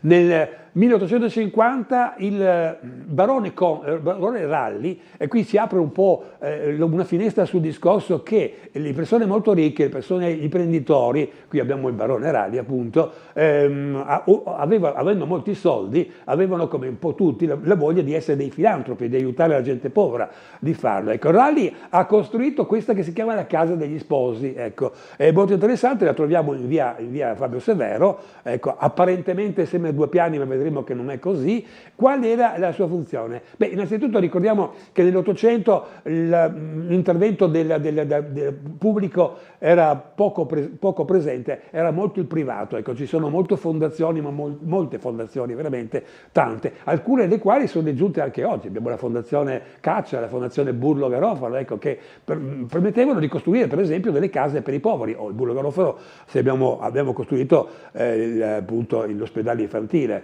ma c'erano tante, anche Ralli ovviamente aveva la sua fondazione che dava queste cose. Che funzione aveva questo essere generosi, questo essere filantropi, questo interessarsi e dare dei soldi per i poveri? Aveva 2 funzioni. La prima, che è quella ovvia, ecco, essendo ricco do a chi ha di meno, faccio la mia parte, aiuto agli altri, ecco. Ma la seconda anche quella in qualche modo di farsi conoscere in qualche modo, ecco. Io ho costruito questa casa e quindi farsi un nome, tanto è vero che questi imprenditori, ne abbiamo tanti, ricorderemo il Revoltella, ricorderemo Sartorio, sono diventati poi dei baroni, cioè avevano tutto un titolo nobiliare grazie al fatto di essere dei imprenditori, al fatto di dare del lavoro a tante persone e di essere dei filantropi, cioè dedicare una parte delle proprie ricchezze ai poveri, ecco. Anche lui è diventato barone, cioè era semplicemente un imprenditore. Ralli tra l'altro proviene dalla Grecia, quindi era un greco che ha fatto fortuna e che ha voluto fare. Il più interessante di questo è la Casa degli Sposi. Che cos'è la Casa degli Sposi? Ecco, lui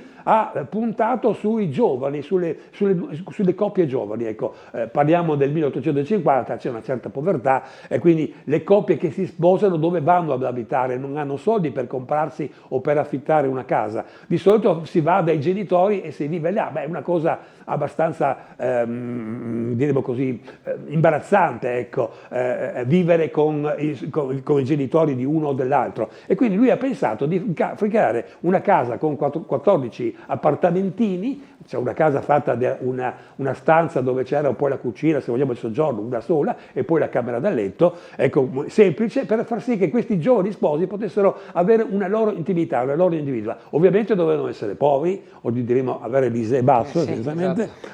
Essere poveri e avere per le donne, non per gli uomini, una fedina pedale pulita, cioè essere delle donne serie, ecco, non avere una storia negativa alle spalle, ecco, quindi di avere in qualche modo un po' la fedina pedale pulita in qualche modo, ecco. Solo per le donne, per gli uomini stranamente no, se aveva un po' sempre questo atteggiamento un po' misogino. Comunque questi giovani avevano 2 anni a disposizione per vivere comodamente. 2 anni per cosa? Per poi darsi da fare pian piano nel trovarsi un lavoro e nel trovare una casa. Se però avessero avuto dei figli gli venivano prorogate di altri 3 anni e quindi questo è un aiuto per le coppie povere, giovani che si sposavano ed è stato un grande aiuto. Vediamo un po' alcune cose di queste case. Tra l'altro i nipoti di Ralli poi alla fine le hanno vendute. Questa è una casa privata, sono 2 appartamenti privati e quindi nel 1954 il nipote ha venduto tutto, ecco, però ci sono rimasti all'esterno alcuni segni, ci sono dentro diremo così, delle incisioni eccetera, e sulla porta c'è scritto Pastas, che in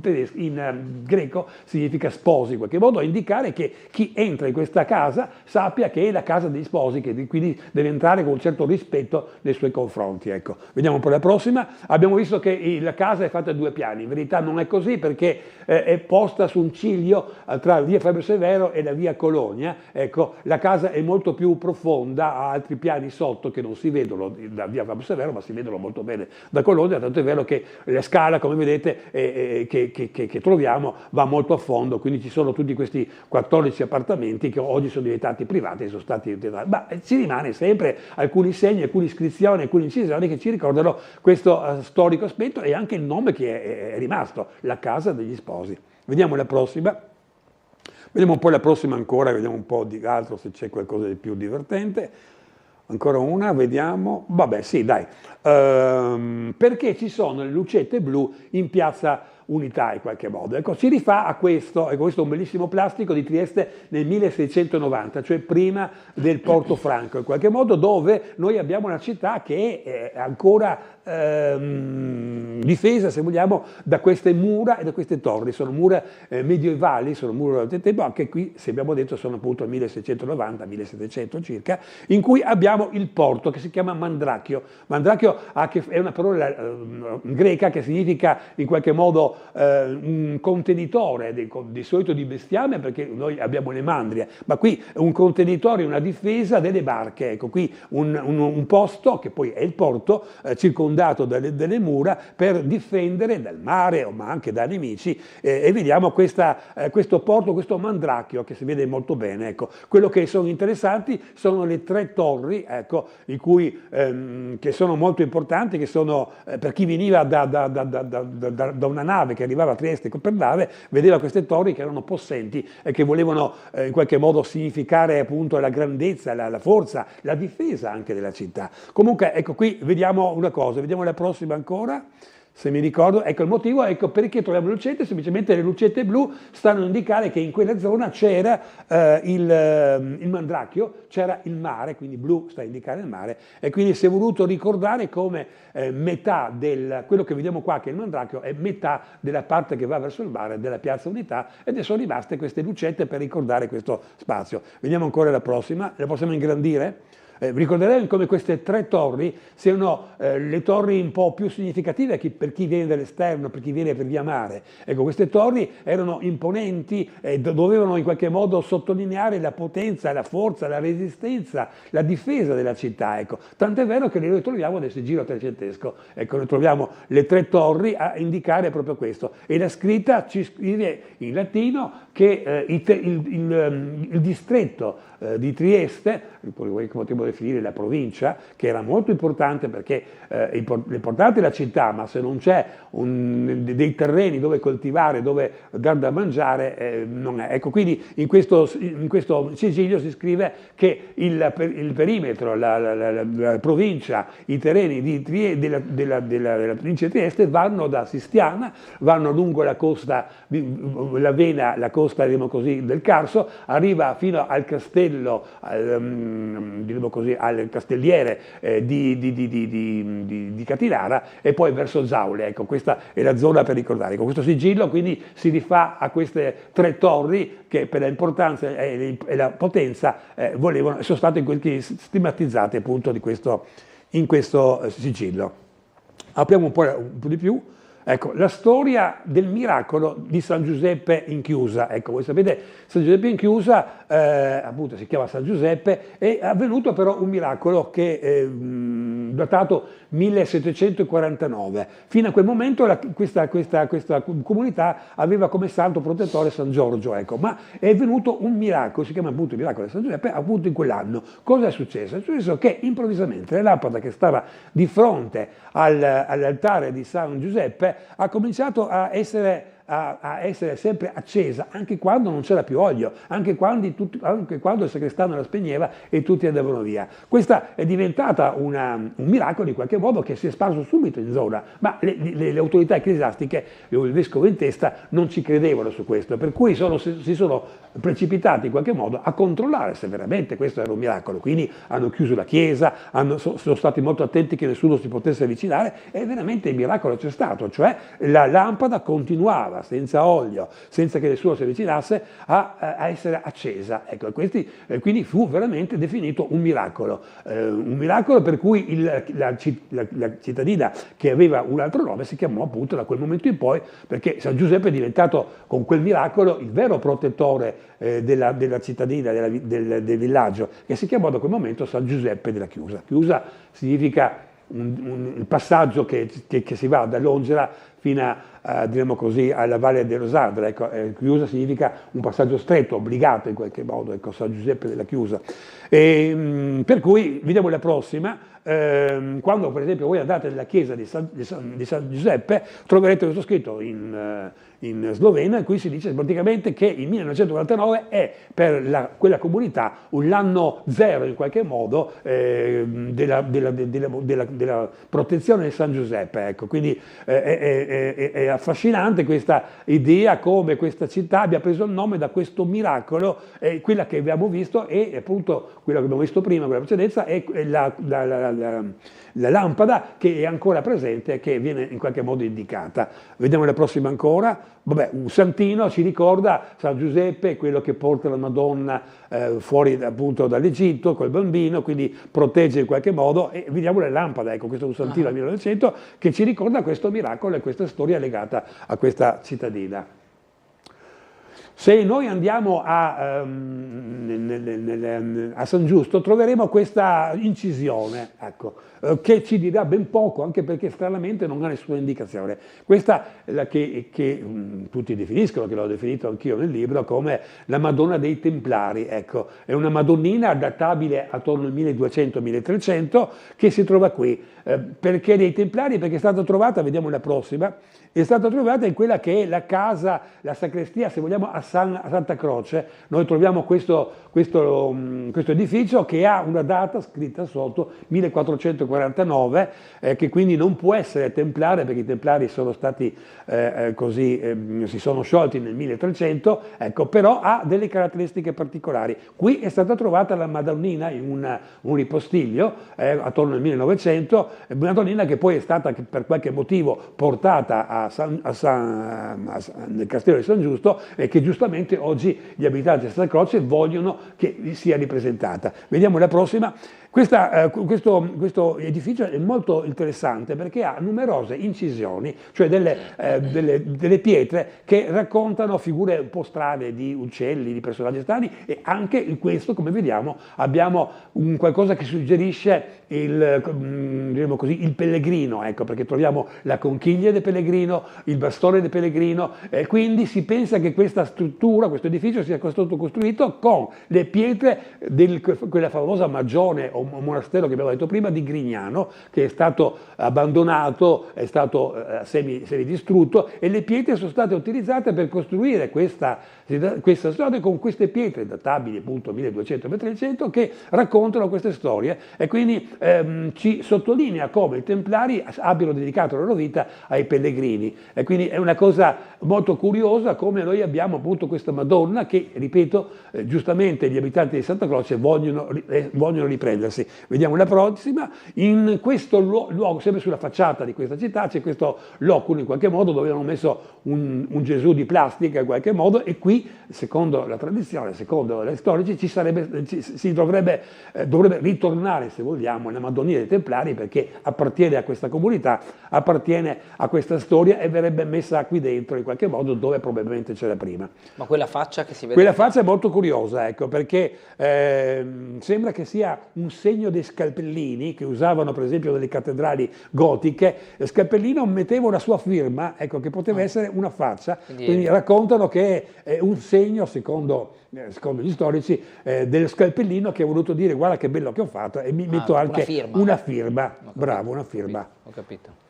Vediamo ancora la prossima, vediamo se c'è qualcos'altro da raccontare in poco. Vabbè, sì, dai, questa sì la contiamo. Aumenta un po' dove c'è quella targa, ecco, se riesci. Sì, qui siamo ovviamente all'inizio del Novecento. Qui siamo vicino all'arco di Riccardo, in qualche modo, ecco che vediamo le persone di passare, e noi vediamo a destra un'osteria che c'è ancora oggi, perché l'osteria dell'arco, viene chiamata, ecco, dove c'è una scritta Apollo Lissa. Che cos'è? Il vino d'Apollo, che è un vino molto particolare, che proviene dalla Dalmazia, è un vino rossastro, se vogliamo, molto buono, diremo così, che anche a basso prezzo. Ecco, cosa di interessante, a prescindere che ci racconta un po' del fatto che c'erano molte petisserie, molte botteghe, molto dove si vedeva del vino a basso prezzo, e quindi in Civitavecchia in qualche modo era una zona piena di questi locali dove si beveva in modo smodato, dove c'erano molti ubriaconi, dove c'erano molte zuffe, perfino qualche accoltellamento, eccetera. Ma quello che è interessante è il fatto che questo era un posto, e soprattutto il vino, che piaceva molto a James Joyce, che abitava un po' più su in via Bramante. Ecco, lui quindi, tra l'altro come insegnante non è che guadagnasse molto, ecco, tanto è vero che è stato più volte così sfrattato da tante parti perché non pagava mai, ecco, e quindi lui andava sì in posti, ma in posti un po', come si può dire, di bassa lega, ecco, come questa trattoria, dove lui amava questo vino, che era molto buono, che dava molto, che in qualche modo con pochi soldi dava molta felicità, se vogliamo, e spesse volte si ubriacava. Si racconta come il fratello Stanisla ogni tanto andava a cercarlo per queste osterie e lo trovava sfatto in qualche angolo e se lo metteva sulle spalle e se lo portava a casa via Bramante, dove c'era la moglie che lo aspettava. Ecco, è una curiosità di questa fotografia del 1900. Ecco, il vino di Apollo, che lo vediamo qui, ecco, è ancora presente in Dalmazia, è un vino rosato che dicono sia molto buono, ecco, ma che taglia le gambe in qualche modo, ecco, sì? Perché si beve molto. Provare, mi viene da dire. Non lo so, era molto, mi piaceva, ecco, dà molta ebbrezza che piaceva il nostro Joyce. Bene, siamo arrivati fondamentalmente alle 10, ringrazio come sempre il dottor Dino Cafagna per essere stato con noi, averci dato in pillole una serie di curiosità che poi sono contenute nel libro Trieste Curiosa. Grazie dottor Cafagna, arrivederci alla prossima volta, noi ci fermiamo qui, grazie a tutti per averci seguito e un buon proseguimento di giornata. Allora io tento di togliere via.